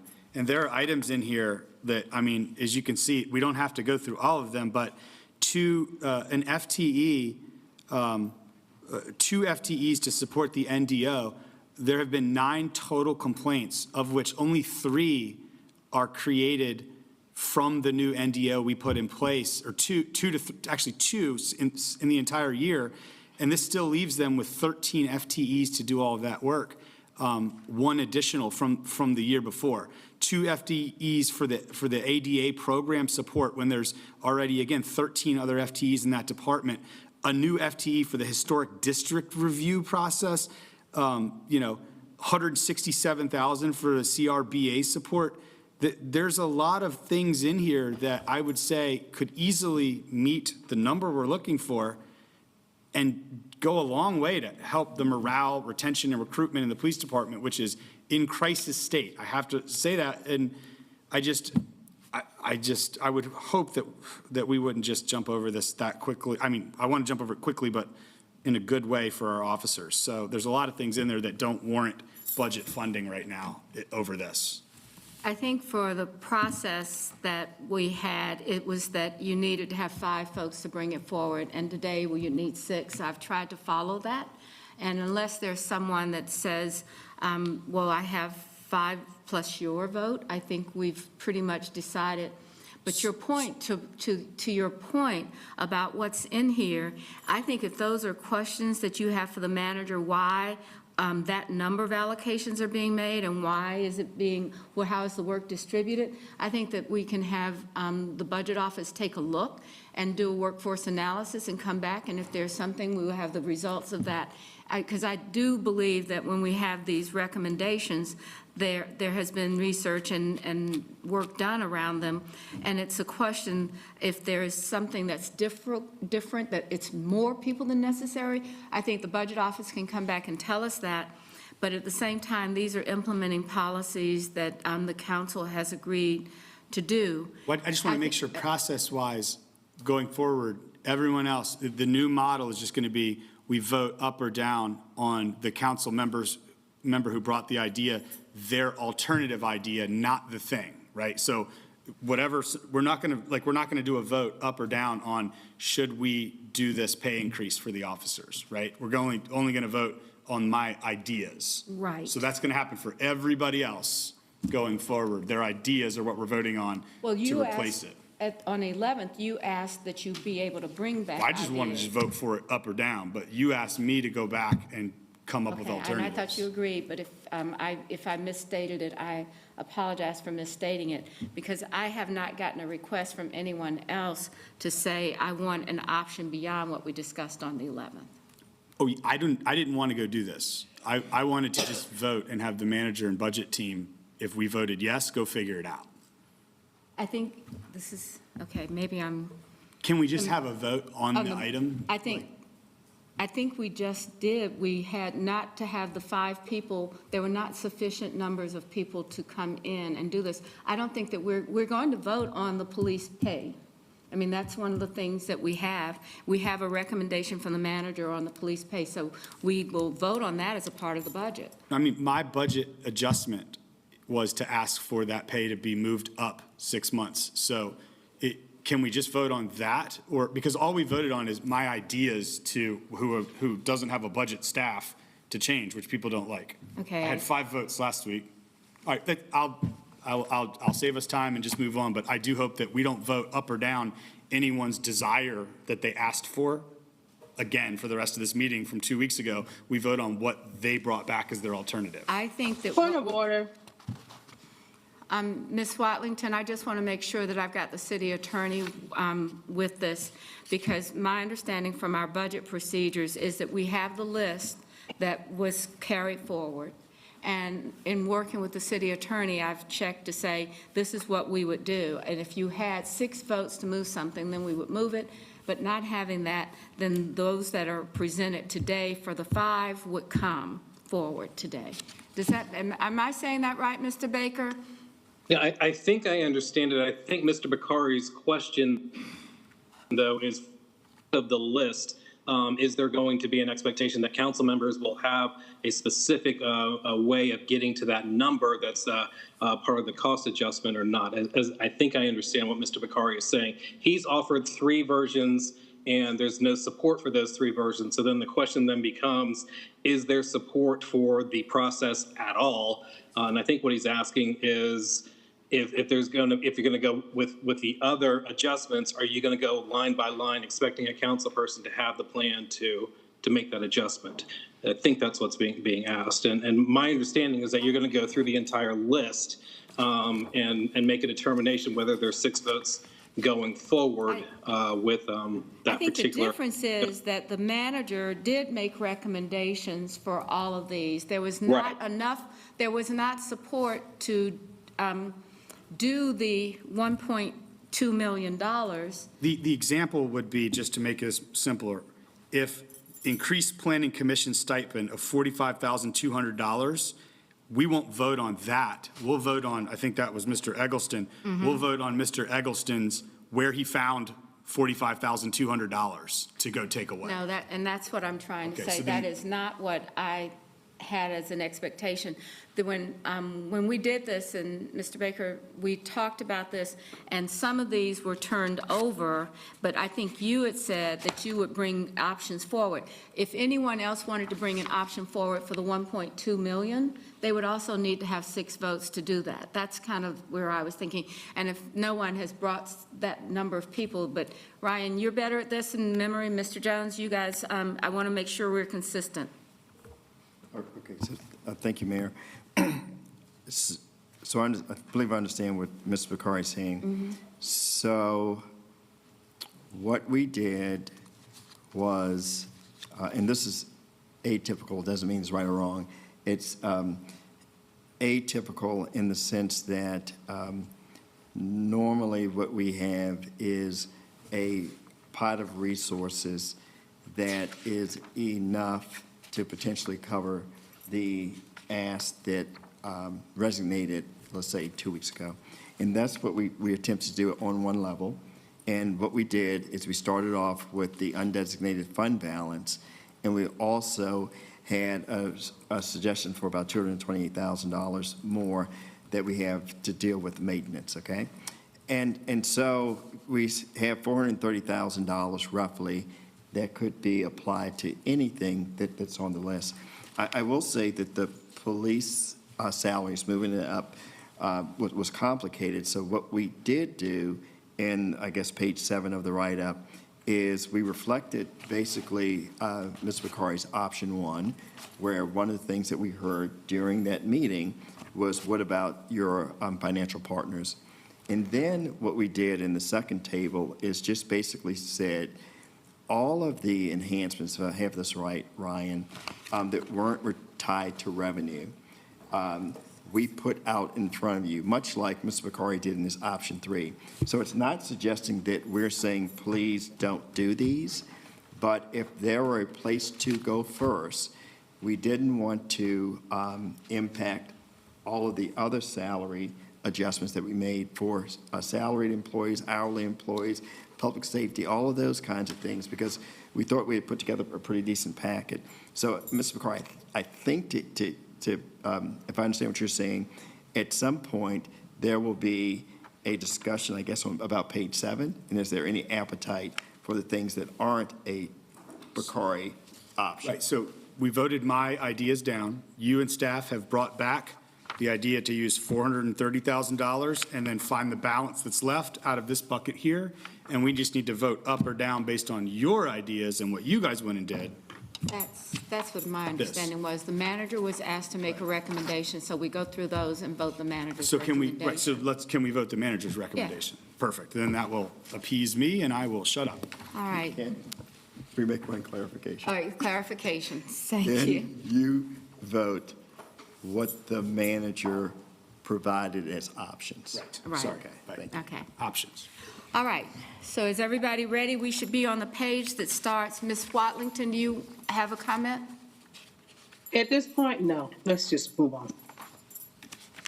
I'm so glad you're enthusiastic about this. Ms. Johnson. I just wanted to ask about firefighters' pay. So I don't I know think that this. I don't think Go that ahead. was on one of the, it wasn't on our, did we have anything that was recommended from the group for firefighters' pay? I don't think that's on our list today. Okay, so this is just for the police officers and not for firefighters, correct? And what we're discussing is giving them the raise up front instead of splitting the 3% in twice a year, like for all of the other employees, correct? Correct. All right. Okay. Firefighters are not included. All right, thank you. All right, so the first one are general fund non-personnel adjustments. You can see the page numbers. Do we need to go through these? Hi, Mr. Eggleston, we can see you. Thanks for joining us virtually. We are voting on it. I'm just saying, how many of these do we vote at one time? Because there's like 1 through 5. You know, when you look at this, they all had 10, 7, 8, 10 votes, and there's a I'm sorry, I meant recommendation. my item. We didn't finish the manager's. I thought the manager's report on your option was further back in the book. Oh, okay, if you're going to I'm split just them up, starting. that's fine. Sorry, I thought we were just closing that out. Well, let's go through the page numbers as they are here. Is that correct? I had increased the general fund non-personnel adjustments. I don't have another. So, Mayor, members of council, I think what's happening here is that because Councilmember Bakari's ask is pretty significant, that if you go through some of the other asks first, you take away resources that could potentially address it. Okay, so we should do the largest amount first, which is on page 7. Correct. Okay, is everyone looking at page 7 of the handout that was given?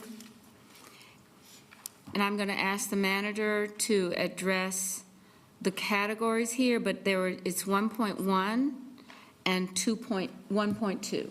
Correct. Yes, so Mayor, members of council, so again, what we attempted to do to address the movement of the police compensation up by 6 months is to, again, take what was laid out a couple of weeks ago, which was the financial partners, which is pretty close to Ms. Bakari's option 1. And then what we did is we took all of the enhancements that are in the budget that aren't tied to revenue, and we just displayed them in front of you. So the concept would be, once again, if you were to take all of these enhancements, or if you were to take the $430,000 plus roughly another, $800,000 worth of these enhancements, there would be enough resources to take care of that salary increase. However, you would not potentially have enough resources to have your first category taken care of, the non-personnel adjustments. All right. Anyone have any questions about this? Because the staff has put together the adjustments based upon the order in which they are listed, I believe. Is that correct when we start off? Marie, is that correct? Yeah. So you're saying we would vote on the financial partners option first? Is that what you were saying? Yes, that's what I'm saying. All right. Ms. Watlington? Yeah, and I don't even know if my question can be answered right at this moment. I've listened to what you've said, Mr. Manager, in terms of how you got here. It still feels like it's a little bit of a disconnect between the financial partners piece and looking at personnel across the board in every department. Is that, I see down here at the bottom, maybe, okay, so and it's 1.2. So they're actually the same. So it's not that one is going to cancel out the other? Correct. The first one actually was provided as an option during your last budget meeting. So we just put that, produced that because it was brought up. And then we thought that from a management standpoint, if you at least continue to do everything you did the previous year, and if you left all of the compensation the way that it was, that the next logical step would be you go to any new positions, correct? Not saying that we believe, these are great ideas. As I look at Patrick, I'm not sure Patrick would like to lose the assistant city attorney too for human resources support. But just logic was deal with the new stuff first. I see. So there really is another option. Go through and tell me where we are in terms of eliminating waste in our existing positions as well. Well, we would say that over the course of the last 3 years, we've streamlined about $13.5 million, and we took about $5 million out of this budget also. So before we started to even come to you to ask for new positions, we tried to identify savings first. So I would just say that that step already took place prior to asking for any new positions or and prior to asking for any type of property tax increase or revenue increase. Okay, thanks. All right.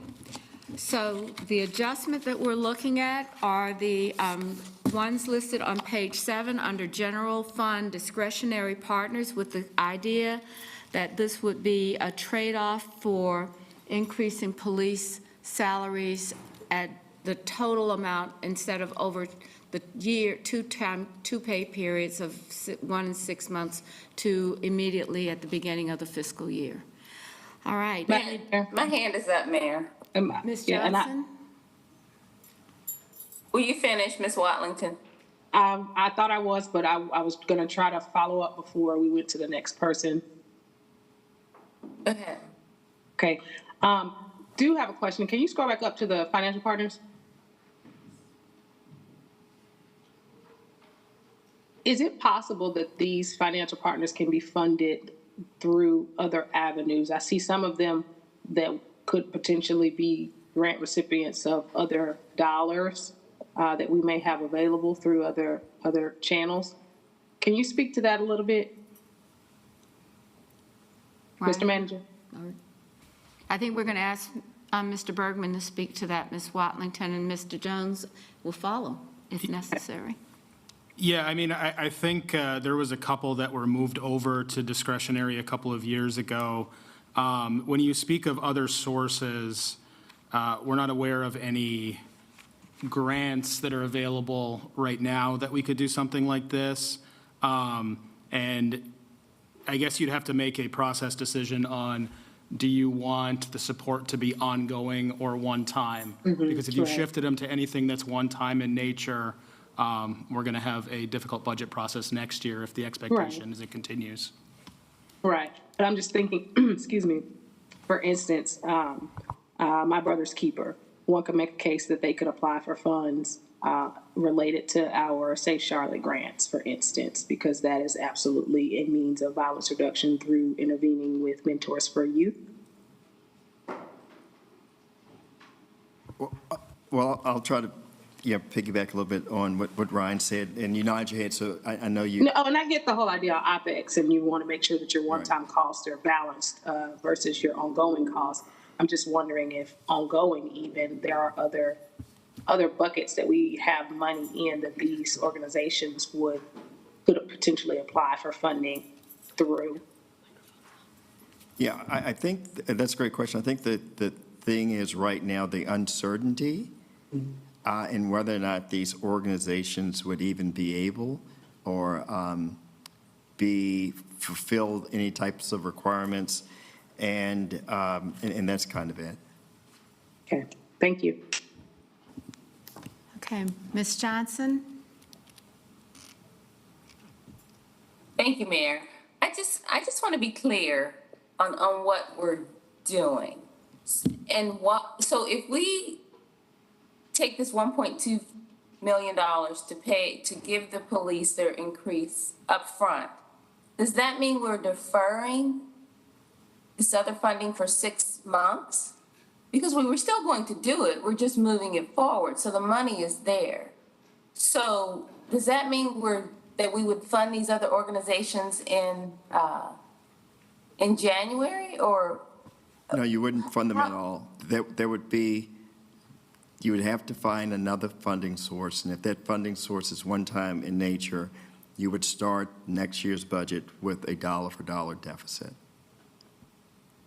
Okay, so we plan to give a 3% raise to the police. If we did this twice a year, then we would still be able to fund these other expenses, right?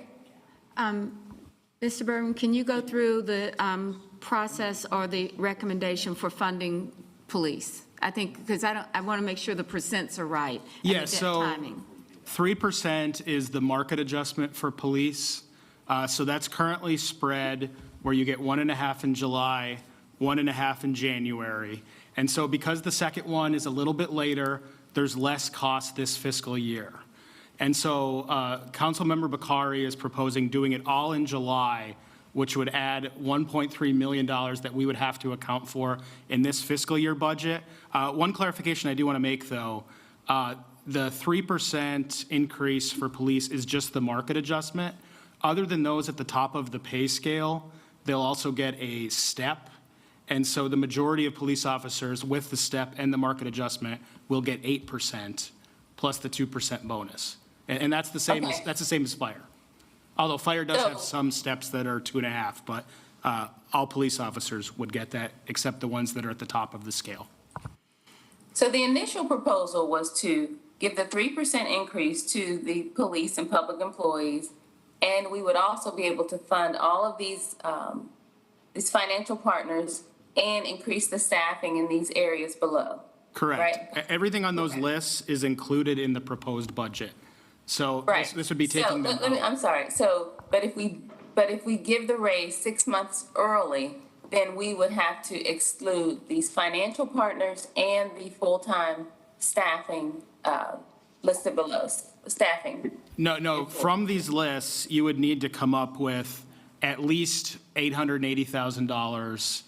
And that assumes that the sources that we did have for the other adjustments, that would assume that nothing else went forward. And so if other things went forward, that $890,000 would grow by whatever else was approved today. Okay.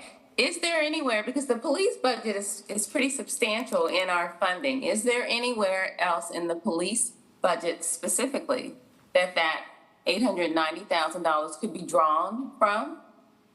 So, and I mean, I've talked about this at a few committees.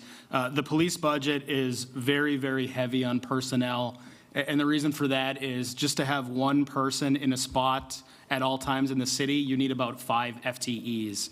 And so I think with insurance and benefits and personnel, it's close to like 88% of the police budget. So it's really heavy on the personnel needed for that. And that's nothing to do with training or anything. That's just the cost of them being there.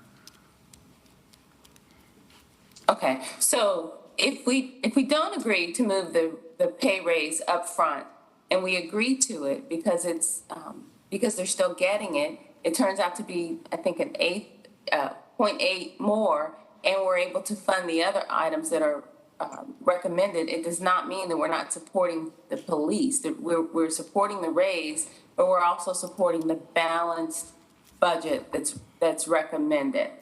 I just want to say that for the record, in case we're not, because, you know, these smaller organizations, this dollar amount means a lot to their organizations. I mean, it could be the difference between keeping the doors open and not. And these positions have been vetted and they're important to the city.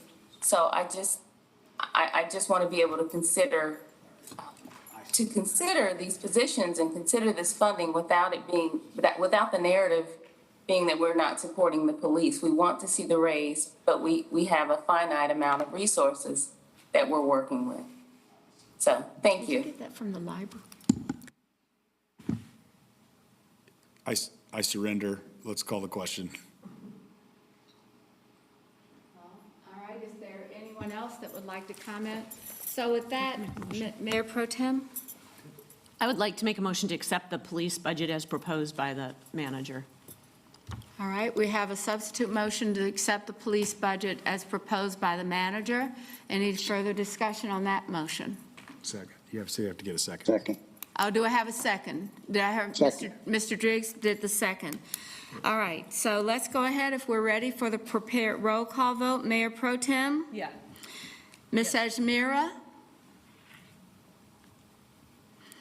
All right, Mr. Phipps? Yes. Mr. Bakari? No. Mr. Driggs? Yes. Mr. Eggleston? Yes. Mr. Graham, sorry. Mr. Graham just left the meeting. He's like coming back? Yes, he just left the meeting. Okay, well, we'll just, Ms. Johnson? Yes. Mr. Newton? Yes. Ms. Watlington? No. All right. The motion passes. All right, so the next item, Mr. Jones, what is our next item? So, Mayor and Council, as I mentioned earlier, there were two levels of sources that I guess Marie has on the screen right now that totals $430,256. One was the $201,000 that was in the undesignated fund balance. And then there's another $228,000 roughly that we had placed in general services for inflationary costs and building management. Because we were able to have some additional funds outside of the operating budget, we felt like this was a reasonable item to put up. So roughly you have $430,000, the same $430,000 in resources, and you're down to sections 1 and 4 on the information on your first page that would require some level of resources if everything were to be approved. And I pulled out the section 3, which is the on-street parking adjustment, because that's just a reduction in revenue, which would be offset by less paving for the city. So however you'd like to move forward, my suggestion is you have the general fund non-personnel adjustments that all had some level of a vote at your last meeting, and however you'd like to proceed, but that would be the recommendation for moving forward.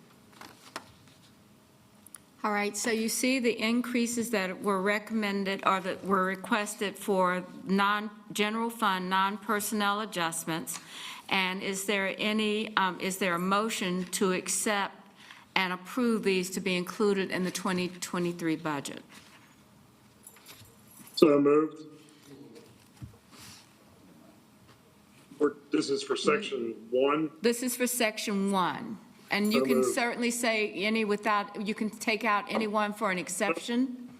Move all 4 or all 5 from section 1. All right. Second. We have a motion. Did I hear a second?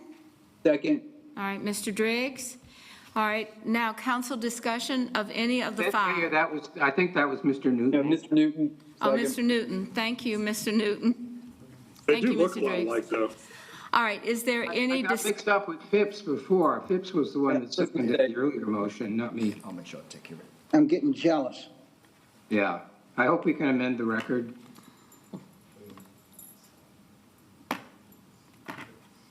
It's hard when we have the chart up and I can't see the person talking as well, so it's just tough. Okay, but we're getting through it. So is there any, we have a motion and a second. Clerk has them appropriately designated. to approve items 1 through 5. And the source of funding, may the force be with us today, would be those as the adjustments that would be followed in the next section of the manager's recommendation. Okay? Is everybody ready? Is there any discussion? Mr. Driggs? Yes, I just want to clarify with the manager, you're taking out the inflationary increase in maintenance expenses, I believe, as part of your funding for this. Wasn't that there originally for a reason? How is it that we can now get along without it?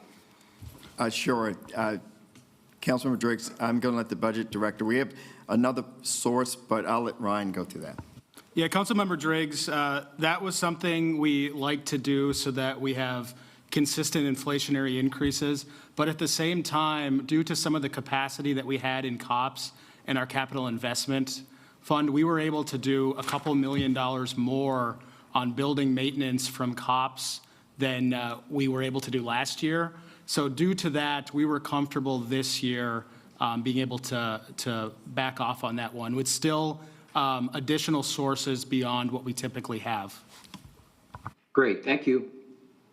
All right, so I just want to make sure we have the motion to approve items 1 through 5 on the general fund non-personnel adjustments, and the revenue source for doing that would be on page 2 of our document, potential non-personnel expenditure increases coming from that adjustment. Do I have that correct, Mr. Jones? Potential expenditure sources. Potential non-personnel expenditure increases right there, yeah. That's where it's coming from. Uh-huh. Am I doing that right, Ryan? Yeah, so they would be coming from general fund expenditure sources on the right there. General fund. Yeah, would cover the Yeah, that's what I was. 5 items. On page 2. Yeah, but the first dark blue bar, not the second dark. Yeah, the first. Okay. Right, sorry. Okay, we have it on the table. Any further discussion? Hearing no discussion. Yeah, I got a discussion. Mr. Phipps? So what we basically saying is 1 through 5, we'll be voting on as a group, that funding has been secured. So in the case of number 1, we're approving the 200% increase in that stipend. Is that correct? That is there, unless you'd like to pull it out as an exception to that.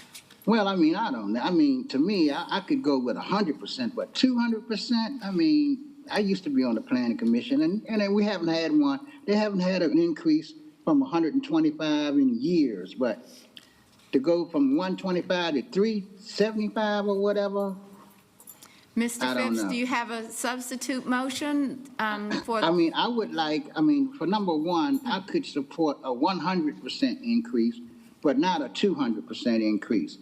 But I wouldn't want to see the whole, if we're going to go and vote for the whole thing together, then it's really, it leaves me no option, right? I just thought it would be easier if you would like to make a substitute motion for items 2 through 5 and change the number 1, that's fine. So you tell me what you'd like to do. Well, I don't know. My colleagues, will it go down in flames? Because I don't want to prolong the meeting longer than it is. Please don't prolong the meeting, Mr. Phipps. Is it going to go down in flames? Or if it is, then, okay, well, I got to go with the flow. Okay, all right, thank you, Mr. Phipps. All right, so the motion on the table stands for adoption of items 1 through 5 with the cost of adjustment from page 2. All right, let's go ahead. Mayor Pro Tem, yes? I just have a question. So that looks to be about, what are we talking about, a total of? 367,000. 360, okay. So there's certainly enough there, but then if we included section number 4, because that's the only one that has an increase, is there still enough there? So, I guess. okay, so I didn't know that you guys would go so quickly through this, so. Well, I'm just looking overall. At the 45 and, No, yes. you're exactly right. So the last item would be revolving around the conversation about planning and zoning and staffing. So we did work with Allison. Ryan did a great job. And in your write-up, you'll see there's a series of things that are related to staff as well as process. And we believe that for $78,000 more, we could resolve all of this. If you used all of it, I think there's like a $15,000 gap, worst-case scenario, to move forward. Ryan and I will figure it out between our two budgets, the $15,000. But that's kind of it. Okay, that's all. Mr. Bergman, that's if you can all. give me that actual number, I will fix it right now. The actual number is 15,646. I will amend my motion to take my proposal, number 4, and make it $84,000. Great. And you're Okay. leaving me $350 and undesignated. Thank you. Don't spend it all in one place. As long as Ryan does the math. So what I hear, So I'll make a motion then. but we approve all of the items as recommended? I'll make a motion that we approve 1 through 5 plus Section 4 as recommended, and the excess that we need based on the total adjustment of general fund expenditure sources would come from item number 4, the Charlotte-Mecklenburg Historic Landmark Commission. Okay. Second. We have a motion and a second. Any discussion now? Okay. So we'll have a roll call vote. Ms. Watlington? I can't see the pictures, Ms. Jackson, the video, the virtual. Ms. Watlington? She's not there. Mr. Newton? Yes. Ms. Johnson? Yes. Mr. Graham, has Mr. Graham returned? Okay. Mr. Eggleston? Yes. Mr. Driggs? Yes. Mr. Bakari? No. Mr. Phipps? Yes. Ms. Edgemere, Mayor Pro Tem? Yes. Yes. So that passes. Okay. So we've covered 1 through 4, and then we've done the follow-up, the strategy follow-ups with the recommendations for the committees. Mr. Jones, Mr. Bergman, what else do we have? Section 3. All right, Section 3, eliminate adjustments on unstressed on-street parking fees. This was. Madam Mayor, What? motion, I'm trying to keep it moving. Motion to retain the original recommendation in the manager's budget as it relates to on-street parking fees. Are we Okay. accepting motions the opposite of what we voted on last time we were all together? Well, we did that. We only had The Mayor Pro Tem said, accept the manager's recommendation. I think Mr. Eggleston. I'm fine with Mr. Bakar making the motion as it's written, if that keeps us moving. As he is Yeah, let's making a just motion. vote it as it was written, and they can vote it down or up. So, okay, he's cool with that. So move to get rid of the changes to parking. Wait a minute. Mr. Eggleston, tell me your motion. I'm satisfied with Mr. Bakari's, because either way, we keep moving here.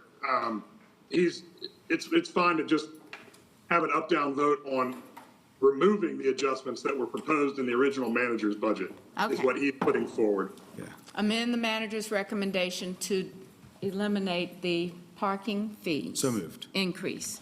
All right, so Mr. Eggleston, followed by Mr. Bakari. No, Okay. Mr. Eggleston is going to vote against this.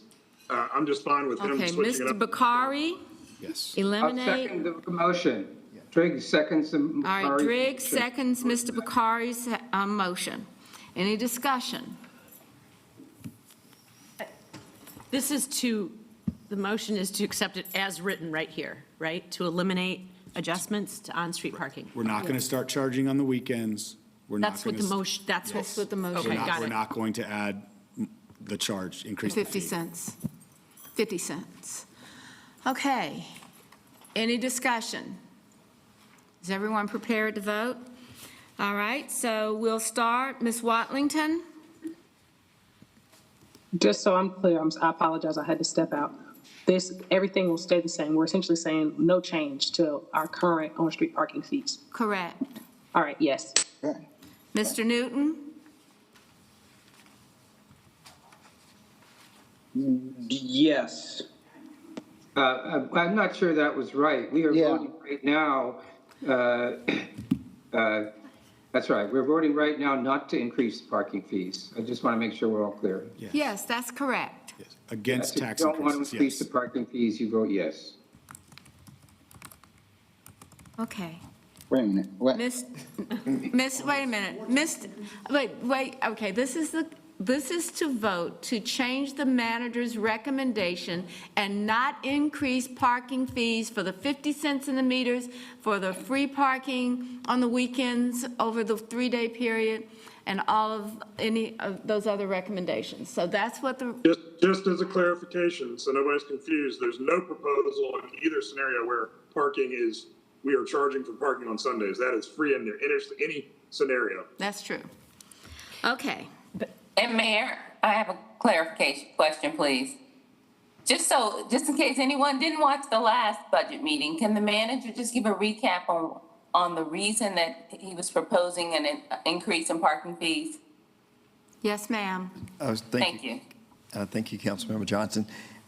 So I guess it's a few pieces. One is that since we instituted the on-street parking, we have not increased the fee, and if you were just to apply inflation, it would be less than this 50 cents. The other thing that's important is that this is 2-hour parking, so what actually is happening is that instead of paying $1 for an hour for the 2-hour parking, you would be paying $1.50 an hour for the 2-hour parking, which is $1 increase.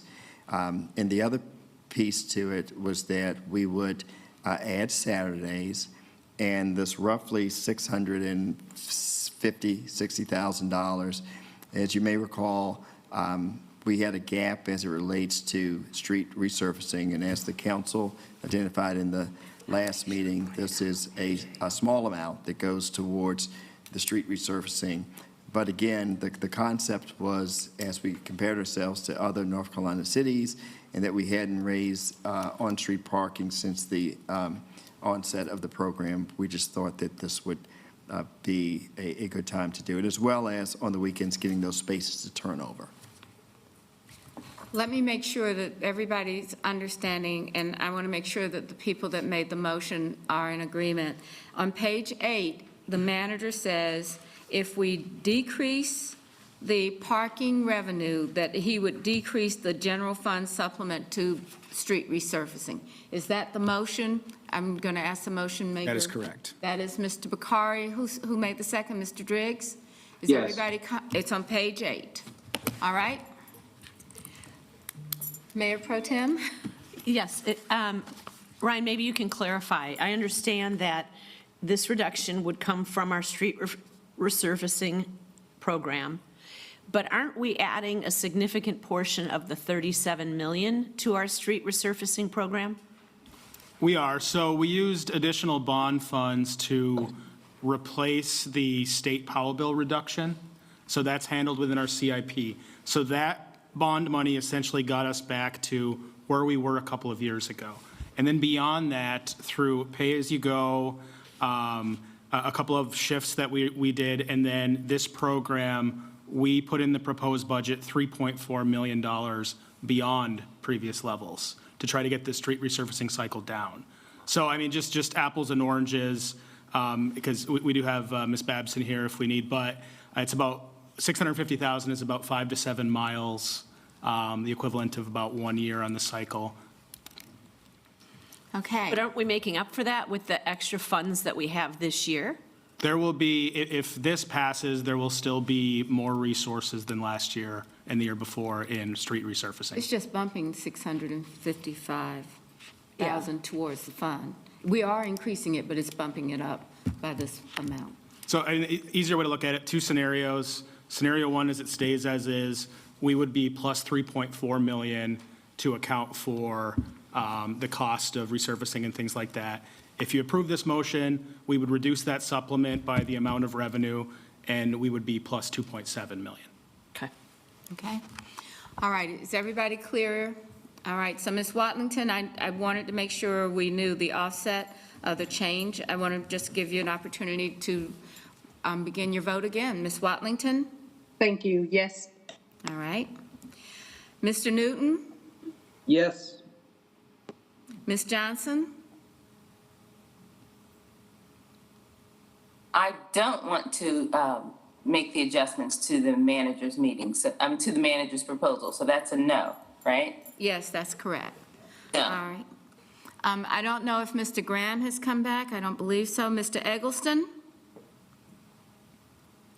No. Mr. Driggs?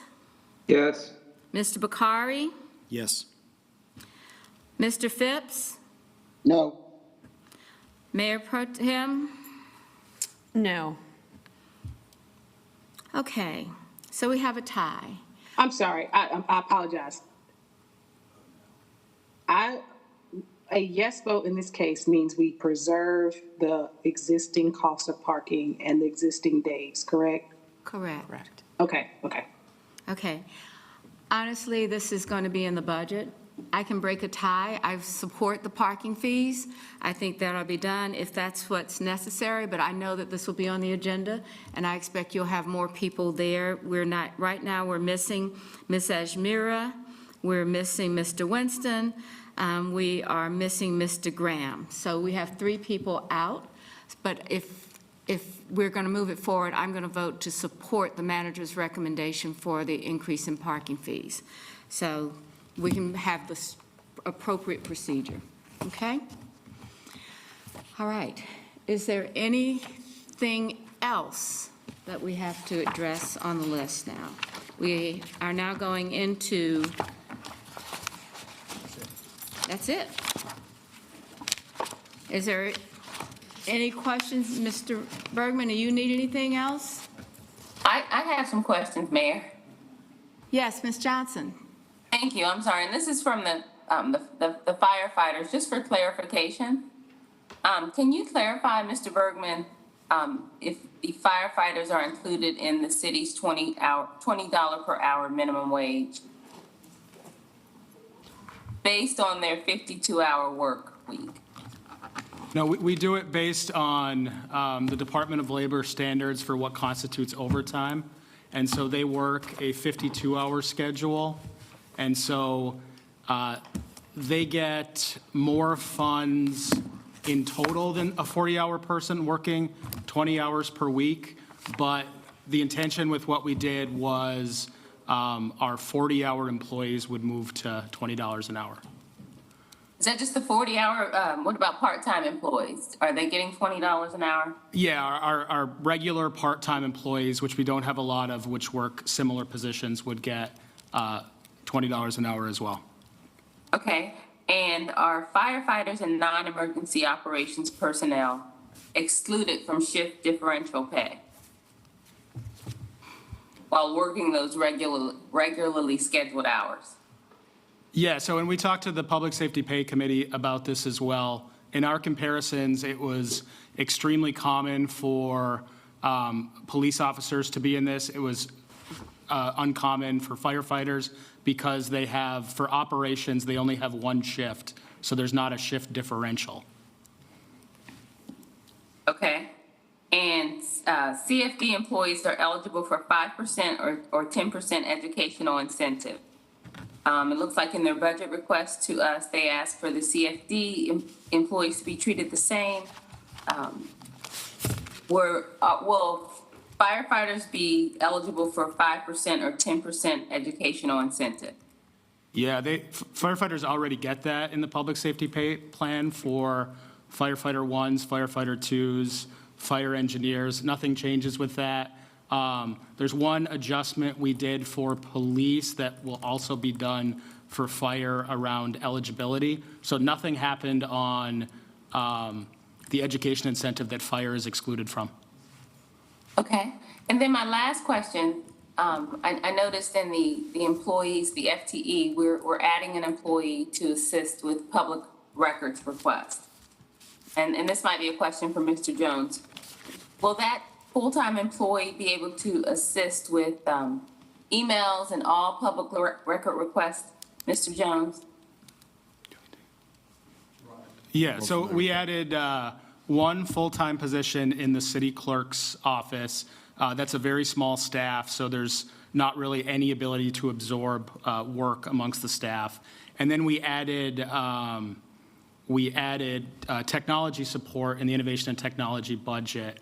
As far as how the public records request will work with the additional position, we were fulfilling the clerk's office request, but I think that would be a later discussion for the exact details. And we can certainly get you that. Thank you.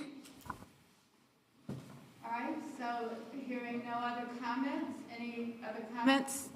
Any further comments? If not, we have a motion to adjourn. We are adjourned. Thank you very much.